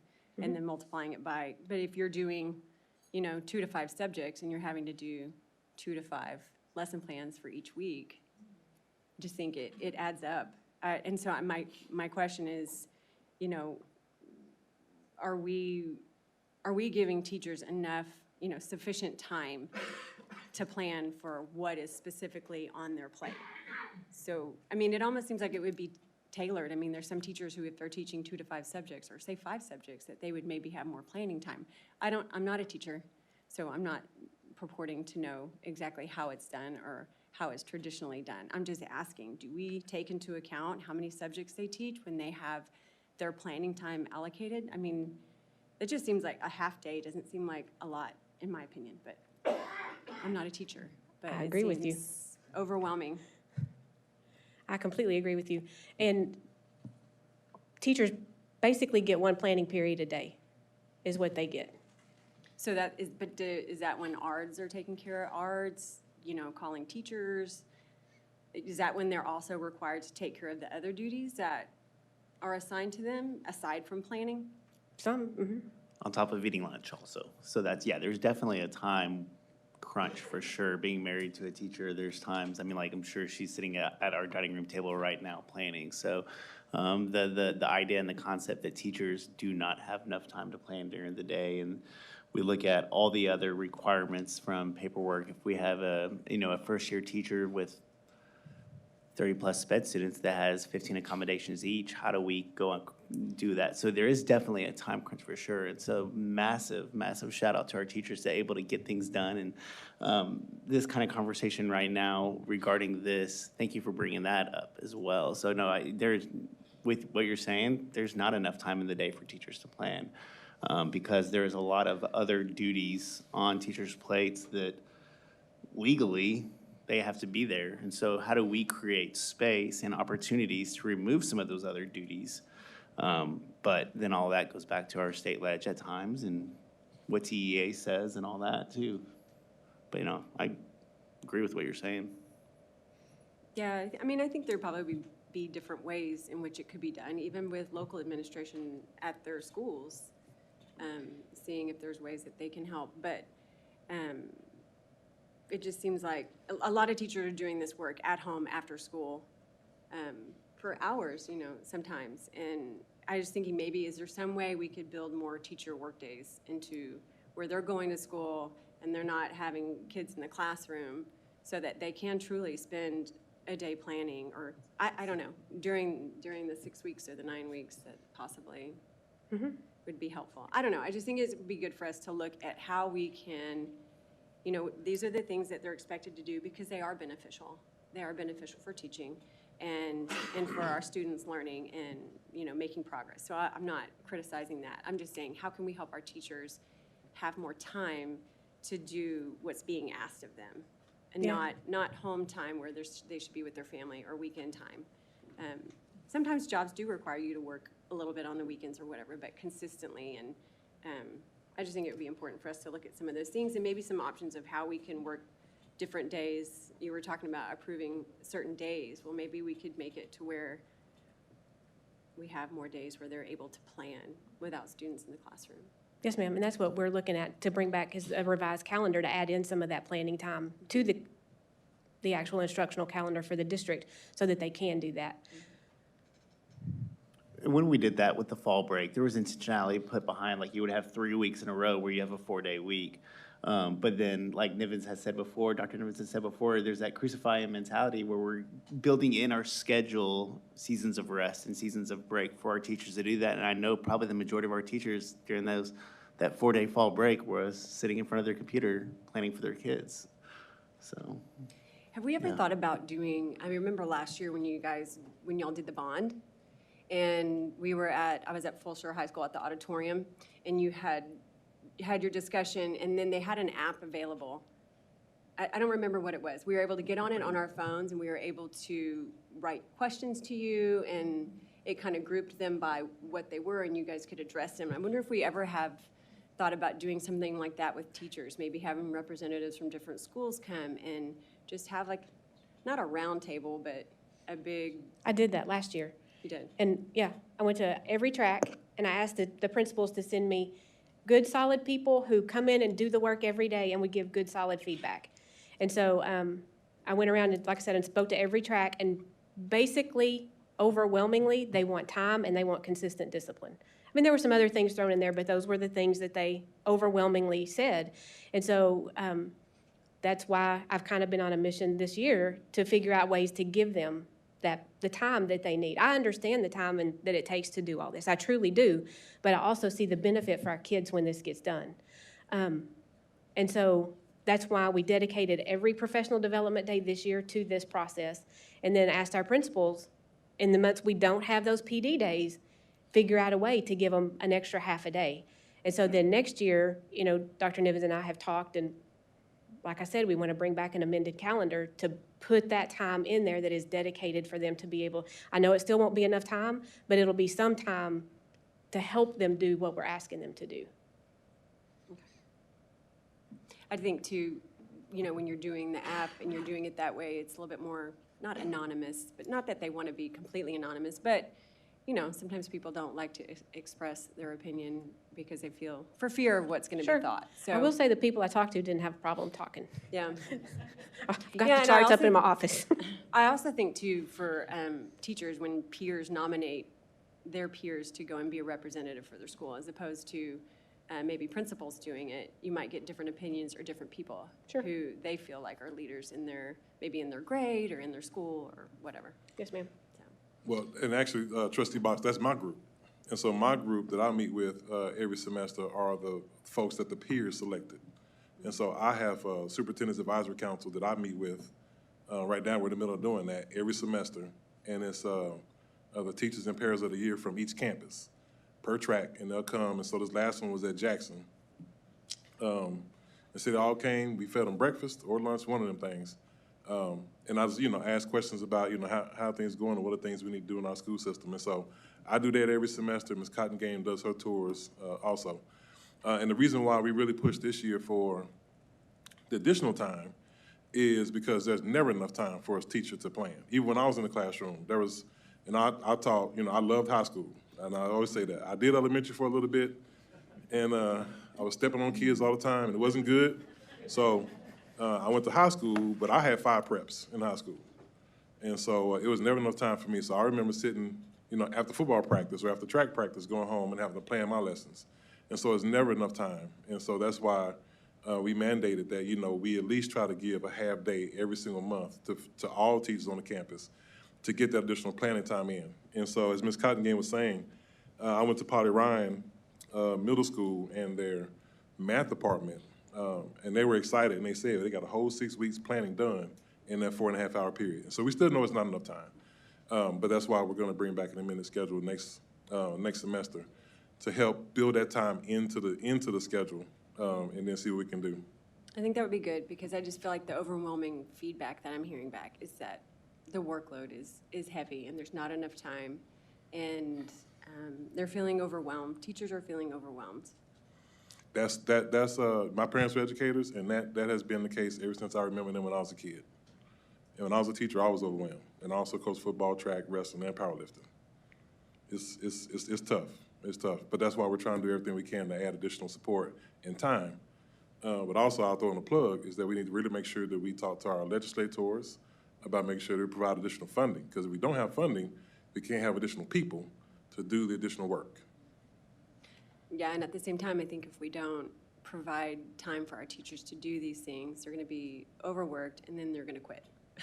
I agree. I think we all agree to that, and that's why we're adding it. That's why we're going to bring back an amended calendar. And so do we also take into consideration solutions that teachers have offered to maybe some of the things that they feel are a burden or just lead to all of this burnout? Do you do that? When you go around and do you talk, do people offer solutions or what they think might work better? Or are y'all open to hearing those kind of things? Oh, we're definitely open to hearing it. I haven't heard a lot of solutions, but definitely open to hearing it. Ms. Cottengame, you were talking to Mrs. Box about this might take a lot of time for those who are new to the process. Who are those folks? Who would be new to the process in our district? I can't answer that because I've only been here since January, but I will say this isn't a process that teachers come out of college knowing. This is a process that I learned from going to professional development sessions and from doing the work on reading and doing the work on my own. So if teachers haven't been exposed to that, they don't know that. So I can't answer your question, but Is this a system that you brought with you to Lamar compared to how it's been done in the past? That's what I guess I'm getting at. Parts maybe. I don't know. I can't say the whole system is new. PLCs have been in place in the district, so that part is not new. But going through and actually unpacking the standards may be new. I think Katie could probably answer that better. We have done professional learning and have different pieces in our curriculum to support the work. So it's not new work for our district. The accountability piece is a little bit new and different, and then the forms are new and different. So I would say who is new to this process? Your new teachers for sure. And then it just varies by campus, how detailed their planning processes and procedures have been, or how strict that accountability has been. So we're working to systemize and to bring consistency across the district. The PLCs, how often do those happen in our campuses? PLCs are weekly. Weekly? During school hours? That depends. Some campuses are doing it during school hours, and some campuses are doing it before or after school. And who makes that decision per campus? The campus principal. Principal. If it's during school hours, how are those classes covered? It's during their conference period, but with the 450-minute law, they can do one every other week, and so the other one has to be before or after school if their conference period is 45 minutes. If their conference period is 50 minutes, then we can do one a week, and we're still within the 450 minutes. Does that make sense? Yeah. I'm going to ask a very elementary question for the folks who are not teachers out there. I'm not a teacher. My mom was. I think a lot of people, and the folks that I interact with a lot, would ask the following question. If you have a teacher, and I know there's a very valid answer, but I need a general understanding of it. You have a teacher that's taught fourth grade, let's say, for 20 years. Except when the TEAC standards change, why is that teacher needing to do planning constantly to teach that same subject that she knows backwards and forwards? What is it about our system that is causing that kind of time needed? Because possibly for 20 years, they haven't unpacked the standard. And so for the one we were looking at previously, there's going to be a lot of clicking to get back over here. So for this standard, for instance, they could look at this, and like you saw in the objective, it said multiply and divide. But you see there's so much more to this standard. And so what I've seen over and over and over when I've been in classrooms, I can give you a third grade example. I went into a third grade classroom one day, and the objective on the board was I can identify text features. And I walked around the room, and kids are actually identifying text features, exactly what the objective said. But in my head, I'm thinking this is a third grade standard or third grade objective. I don't think in third grade they're just going to have to identify. So I texted my ELAR coordinator, and I said, tell me when the verb in the text feature standard is identify. And she looked and she said, never. And so actually what the students were supposed to be doing is explaining how authors use text features to convey their message. So that's wise, because a lot of times we look at the noun in the standard and we're teaching text features, but we never get to the context or the actual action that students have to do. And so when we get to the test, and we get the data back and data for that one is not very good, well, they'll say, but I taught it. Well, you taught them how to identify. You never taught them how to do what they were supposed to be able to do with it. And so that's why this depth of planning is what's needed, so that they can understand the whole standard and not just look at it and go, okay, text features, I got it. This is what we taught last year. And so let me finish, Yeah. I mean, not finish, but Yeah. add something. So to answer your question a little bit further, once they've done this process and they understand this process, then next year they can look at the data and say, we knocked that out of the park. Let's take that activity and do that activity again. Or if we look at the data and the data says, yeah, you still missed it a little bit, let's go back and look and see. So the process could get easier as you go once you've got those lessons that you've created that are standard now that have the data to back them up. I'm following you. I'm wondering about, as I've been around for a little while now, 4.5 years, I noticed a lot of different variations per campus, and I think there's a lot of variations because of the campus leadership. And I'm talking specifically about time now. I'm not sure that that's standardized across the district, and we might not want it with every single elementary that we have, that every campus operates the same way. There might be, I don't know, different factors going on but I agree with what Mrs. Box was saying, is that we are asking so much of our teachers constantly, and we're constantly putting more stuff on top of them. And it's just like, teach the kid fourth grade math. I mean, come on, it's not rocket science. This isn't, PhD work. And it seems like we're requiring them to get PhDs in the amount of time they're putting in, it seems like. But anyway, those are just general comments. Thank you. I think with that, one of the things my favorite college class I ever took was mathematics for elementary school teachers. Because in that class, I was taught how to teach math.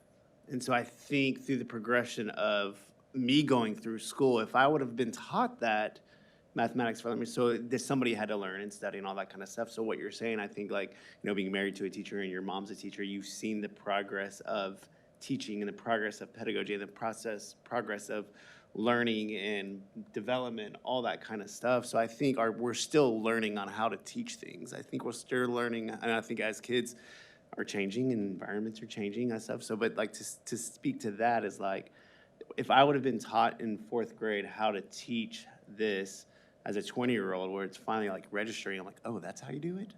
So I think, there's progress. I think we're learning in that, but. I have a question. But to agree, I'm sorry, go ahead. Sorry. How are we identifying the teachers who are struggling and helping them? And how do we tell if they're, being as effective as they could be? Stuff like that. Well, we have instructional coaches on every campus, and the principal has a meeting every week with their instructional leadership team on the campus. And one of the things they're supposed to be talking about in that agenda is, what did our walkthroughs look like last week? Who have we identified? Well, we want to do glows and grows. So who are some teachers that we really want to go back and celebrate? And then who are the teachers that we need to be working with? And then they're supposed to also be talking about teachers that may be on a growth plan or on a coaching plan, and how is that going as well?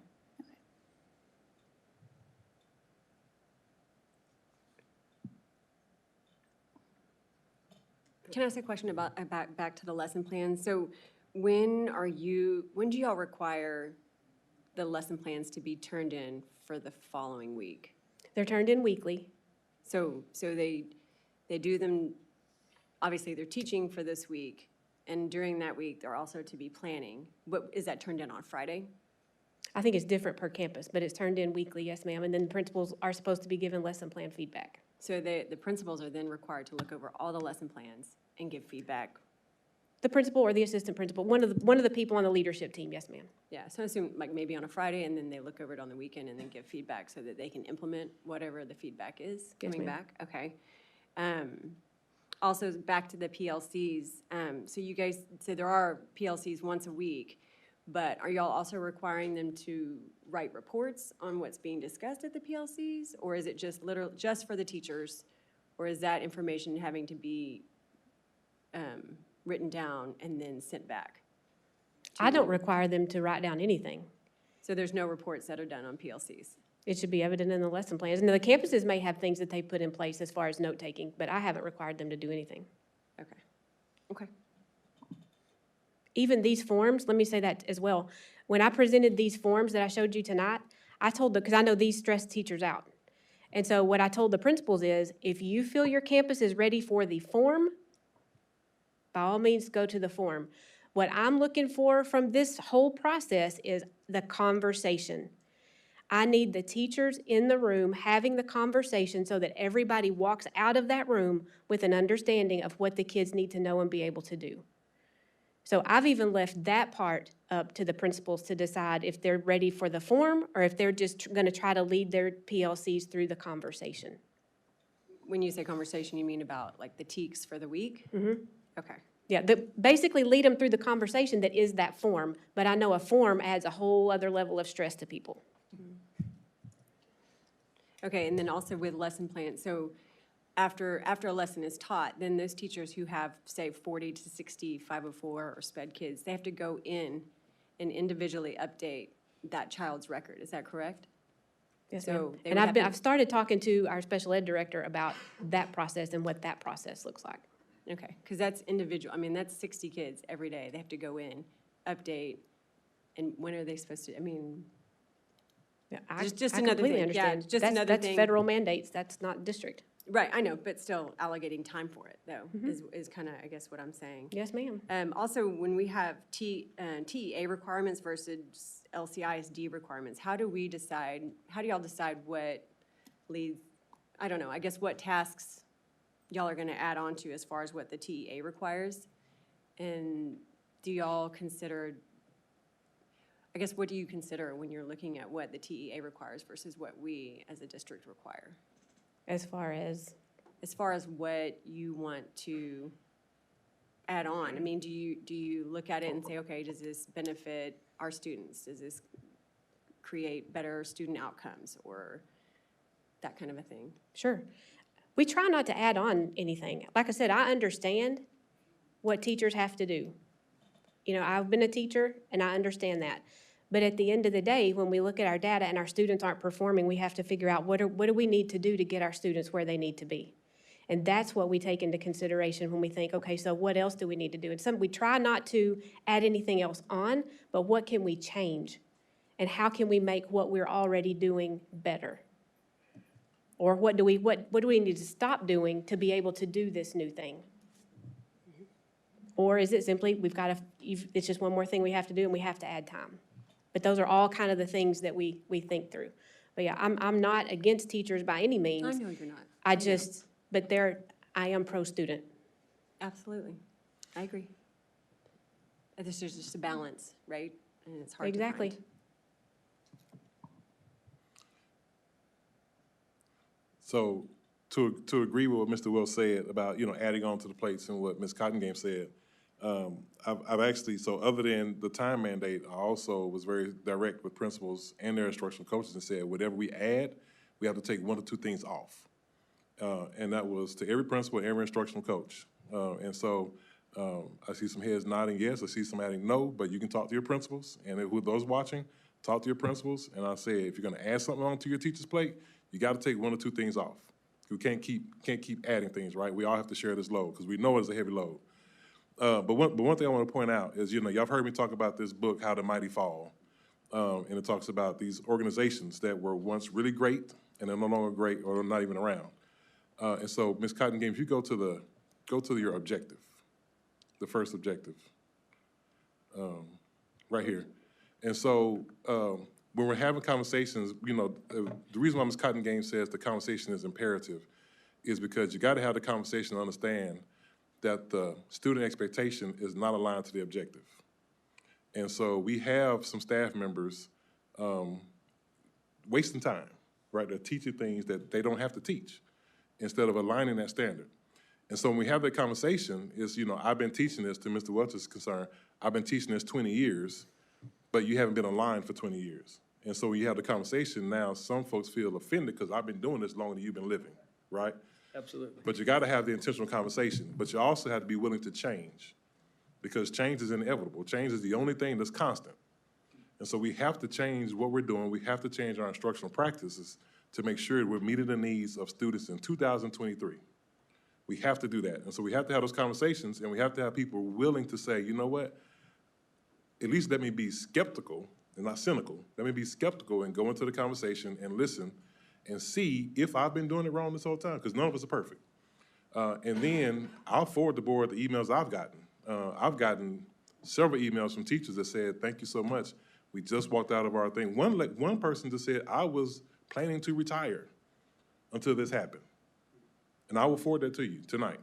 I was planning to leave until this happened. And so we know it's never enough time. It's never enough time, because education's hard. If it wasn't hard, we wouldn't have a teacher shortage, right? If it wasn't hard, we wouldn't have a teacher. Everybody be lined up to do it.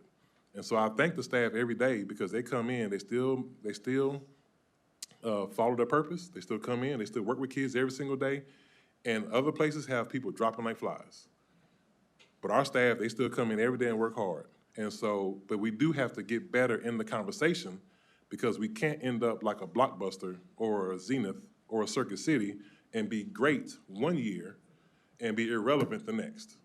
We have to continue to change and do what we have to do to help kids. And a part of that is having the intentional conversations and making sure that we are aligned. And when you're aligned, now you can save time and use your time wisely in doing and teaching the content that the state says you are supposed to teach. And last thing is, we have folks that like to teach love units. And a love unit is, I love to teach about butterflies. I love to teach about dinosaurs. I love to teach about race cars. There's nowhere in the curriculum. We have to teach the curriculum so we can set up our kids to be successful so they can be globally competitive. And that's that's the conversation that we have to have.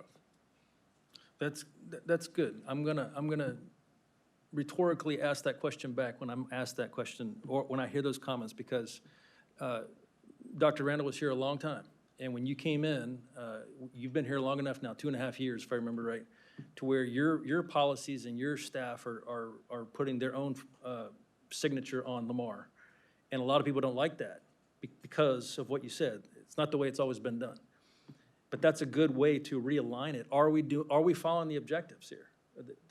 The TEKs, are we following that? And were we not in the past, or maybe were you not in the past?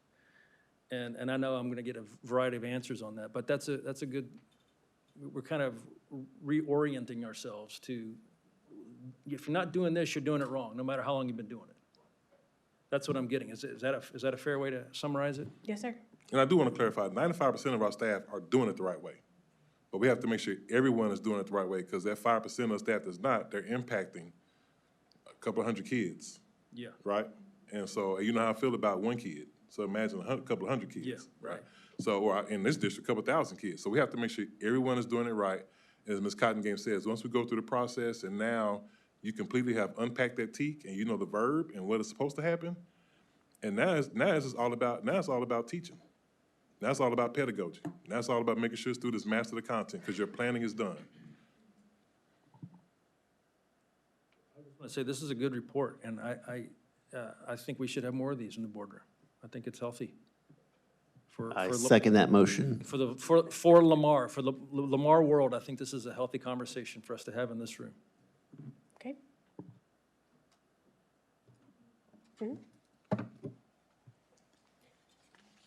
We'll now have reports and presentations on the future action items.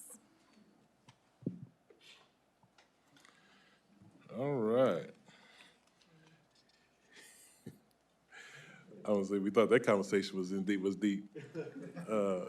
Okay, so I have Ms. Cole Hamilton coming to talk about opening of Jean Thomas High School, and just as a future action item. So it's really just information and questions tonight, determining grade levels and rezoning. So Mrs. Cole Hamilton. Thank you, everyone. Okay, good evening. So we're super excited about Tomas High School. It's a hot topic. Everybody's eager to know when is our next high school open. And so it does open the fall of 25. And so at the central office level, we've got some high-level timelines that we're working with. So for instance, you know, when we open a new campus, we got to name it, develop it, find the land, color track, boundaries, all that. So here's the high-level timeline. And right now, we're about to enter decisions that we need for this upcoming spring. So that's determining the color track, determining boundaries, determining mascot, and the colors. So the rezoning timeline for Tomas High School, though, actually starts now. So this month, in fact, earlier this week, well, yesterday, I was looking at preliminary maps. And we're going to continue to look at maps and bring those to cabinet sometime probably next week, looking at some options for Tomas High School. And we will, in October, bring before this board is future action item, that's tonight, grade levels and rezoning options. Next month, we'll bring to the board the action item regarding grade levels and rezoning options. And we've got to do these things first before we work on the actual zones. Once we get a decision from the Board of Trustees in December, we'll present some options to impacted principals. That means show them some potential maps. In January, we'll bring to the board as a future action item, process and options, and then board, you all determine which maps move forward for ABC's consideration. At the same time, principals will be notifying and selecting people to serve on the ABC. In February, we'll officially notify and select potential parents to form the ABC. In February, we'll bring that to you, board, to finally vet the options and approve the committee, and then we'll move forward with our ABC. As we're meeting with the ABC, we will launch a survey because we recognize we cannot talk to the hundreds and thousands of parents in the system.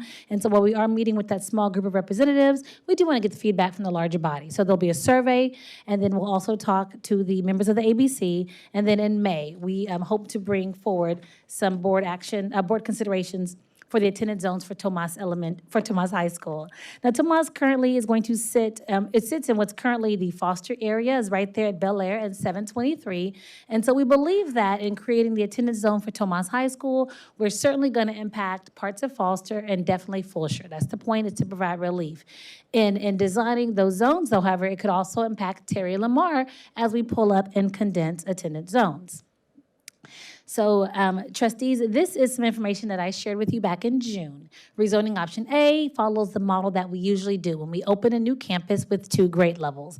And back then, I shared that while we historically open campuses with 2 grade levels, we may have to consider opening Tomas with more grade levels to provide maximum relief.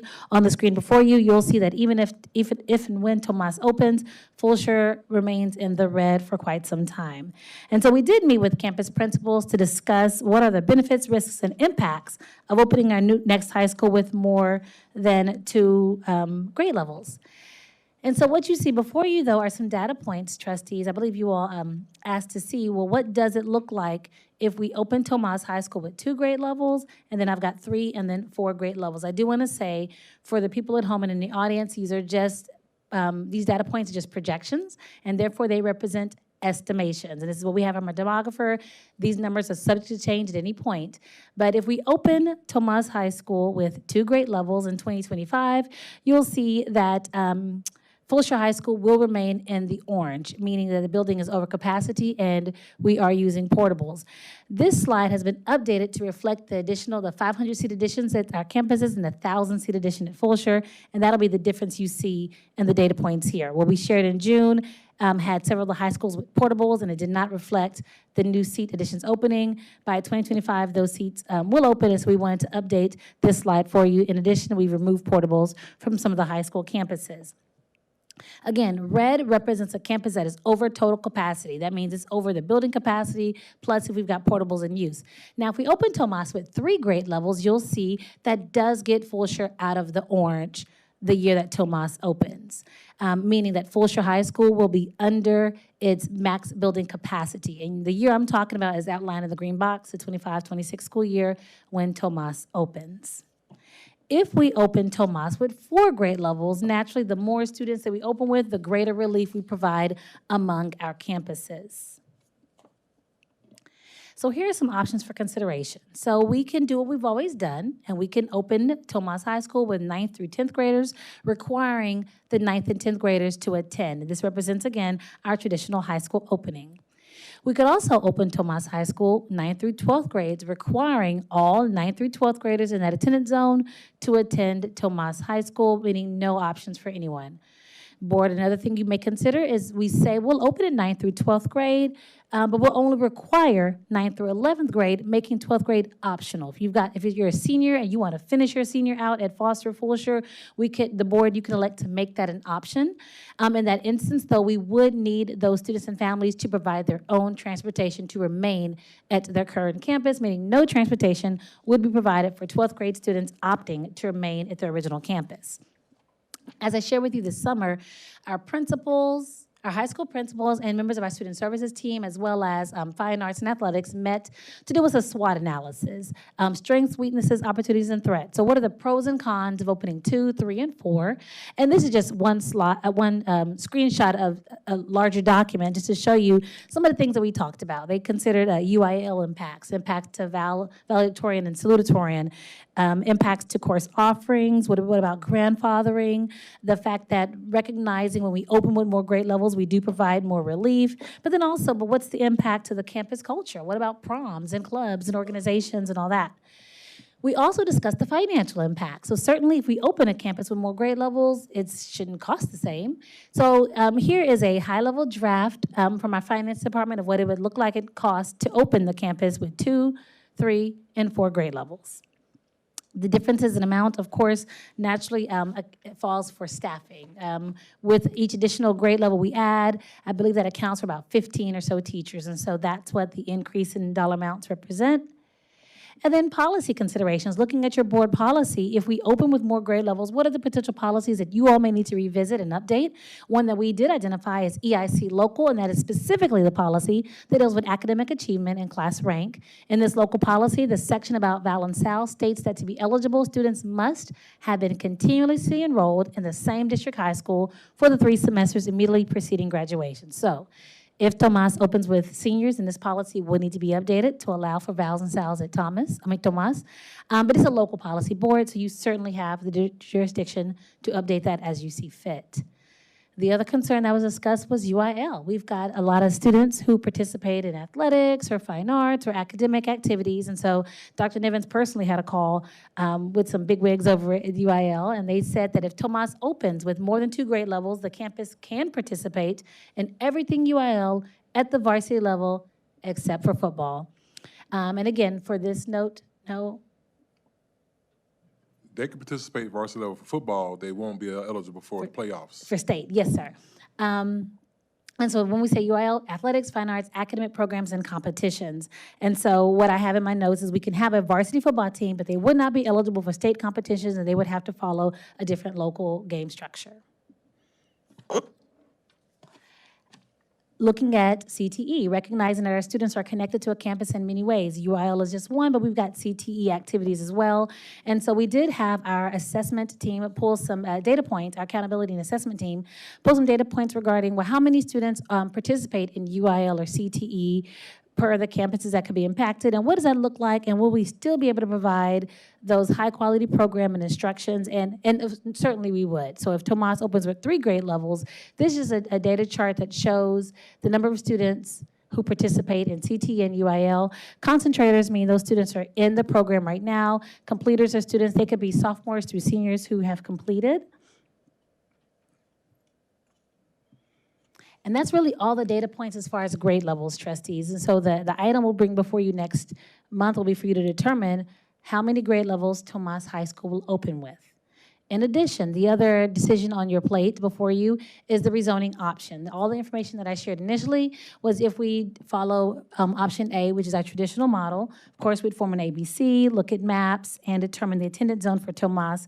But we did present an option to you all last summer, addressing 3 secondary campuses with a single rezoning plan, aligning 5 elementary campuses per secondary feeder, and creating true feeder patterns, allowing us to provide advanced notification to families. And so looking over the next 4 years from now to 2027, what could attendance zones look like whenever we identify which campuses will feed into a high school? If we go with option B, we certainly still would find the need to have, to formulate an ABC to inform what the attendance zones for the elementaries that we're looking at in the rezoning process, how those would fall. And so that was red and blue. This screen shows you purple and gold. And then this next screen shows what maroon and silver could look like. And then the final data point we've been sharing shows what secondary 7 and 8 could look like. Again, just a special note, color tracks for secondary 7 and 8 have not been determined. However, Board of Trustees, you will have an opportunity to select those colors for the color tracks by this spring. So that is something we'll be bringing for you. And let's look at what your board actions look like. So tonight, I have shared a future action item regarding grade level and rezoning, whether we go with opening with 2, 3, or 4 grade levels, and what considerations you want to afford families, looking at rezoning options, whether we go with an A or B option. And then next month, we'll bring this item back before you for you to take action. In January, we'll bring as a future action item the process and the options. So that means we'll bring you some maps and we'll talk through what that can look like. In February, you'll take action to determine the options for the ABC, approving the ABC committee. And then by May, we will determine the attendance boundaries for Tomas High School.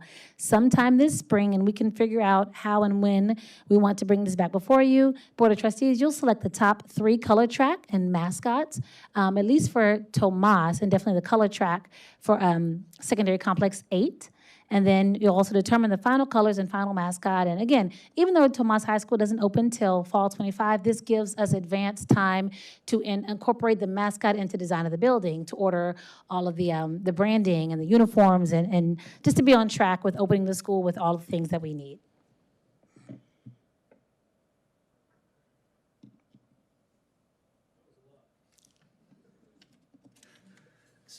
So I have, my first question is, next month, we're going to decide whether it's 2 grades, 3 grades, or 4. Is that what you're saying? Yes, sir. I had a question by a mom out there, said, what about varsity athletes at Foster and Fulshire and even in the other schools? So if we were to open with 3 and with the optional 12th grade, and you have an 11th grader on the varsity football team or the varsity volleyball team, how can we work that to where those 11th graders could stay there because of the team? As far, well, I'm gonna go back to when we talk about what, here, the configurations could look like. These are just some ideas, trustees, but you all have the liberty to decide who to grandfather in at what grade level. We're showing you what could provide maximum relief to the campus, because that was something that we were certainly charged to look at is with our rapid enrollment, with us having to add seat additions, what models could we bring before you that provide maximum relief? But if trustees, if as a body, you all want to provide additional concessions for the grade levels, that's something you all can decide. So we could say 9th through 11th and don't touch the 12th grade, correct? Yes, If we ma'am. wanted to go that direction. Yes, ma'am. Which I think Foster did open like that. I can't remember, but I do know that they had more, I think, that's something we need to go back and look at when they opened. But that is another option that we could do and not, because right now, if we did 12th grade optional, they would still have to provide their transportation back to the school where they are at, correct? Yes, ma'am. So that would be if they were coming from Fulshire or Foster, the parents would have to provide their own transportation for their seniors to stay on campus, Yes, ma'am. if we went that way. Okay. But also, Ms. Danzig, if we did 12th grade optional, then we would have to make a decision early enough. So we would have to have, X number of students decide to go. If only 2 seniors decided to go, then it wouldn't make sense. And so we would have to Okay. make sure we had a minimum number of seniors that would go. If not, then we just wouldn't have seniors on campus at all. Because we really don't even know how many seniors we're impacting until we decide the actual zones. So it's kind of putting the cart before the horse, and so to speak, right? So, Right, so one thing that we did to even just create these data points, right? Because again, like we said, these are estimates, but we went back and we looked at this map, and we said, we picked like what neighborhoods were likely to impact, looking at the zip codes, and then from there said, okay, about how many sophomores, juniors, seniors fall in each of those categories to make up the numbers if we, move to 3 or 4 grade levels. okay. I mean, I do like to see us lowering the attendance at our other schools, but not at the cost of making it so much, too many moving parts, I guess is what I'm saying. Because these people over here don't want to go, but these people over here do. And again, I just remember, the UIL letter jacket I saw, they can have a second letter jacket. They've been 3 years in the school. They wanted to have their letter jacket and their prom from the school where they're at. So, but again, those are just numbers we just need to look at.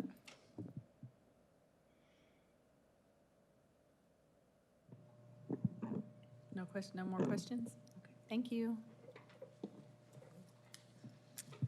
Okay. Are there any items on the future consent items agenda that trustees would like to pull for discussion at the November board meeting?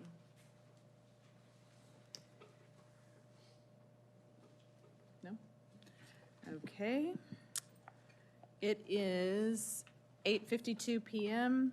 We are adjourning to closed session pursuant to Texas Government Code Section 551.071, 551.072, 551.074, and 551.082, the Open Meetings Act, to discuss personnel, land acquisition, or consultation with our attorney.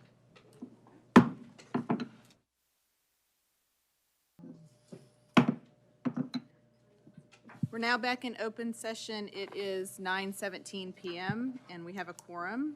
Are there any motions to be made? Yes, Madam President, I move that the Board of Trustees approve the MOU between the City of Houston and Lamar CISD PD as discussed in closed session. Okay, do we have a second? Ms. Danziger seconds. All in favor, say aye. Aye.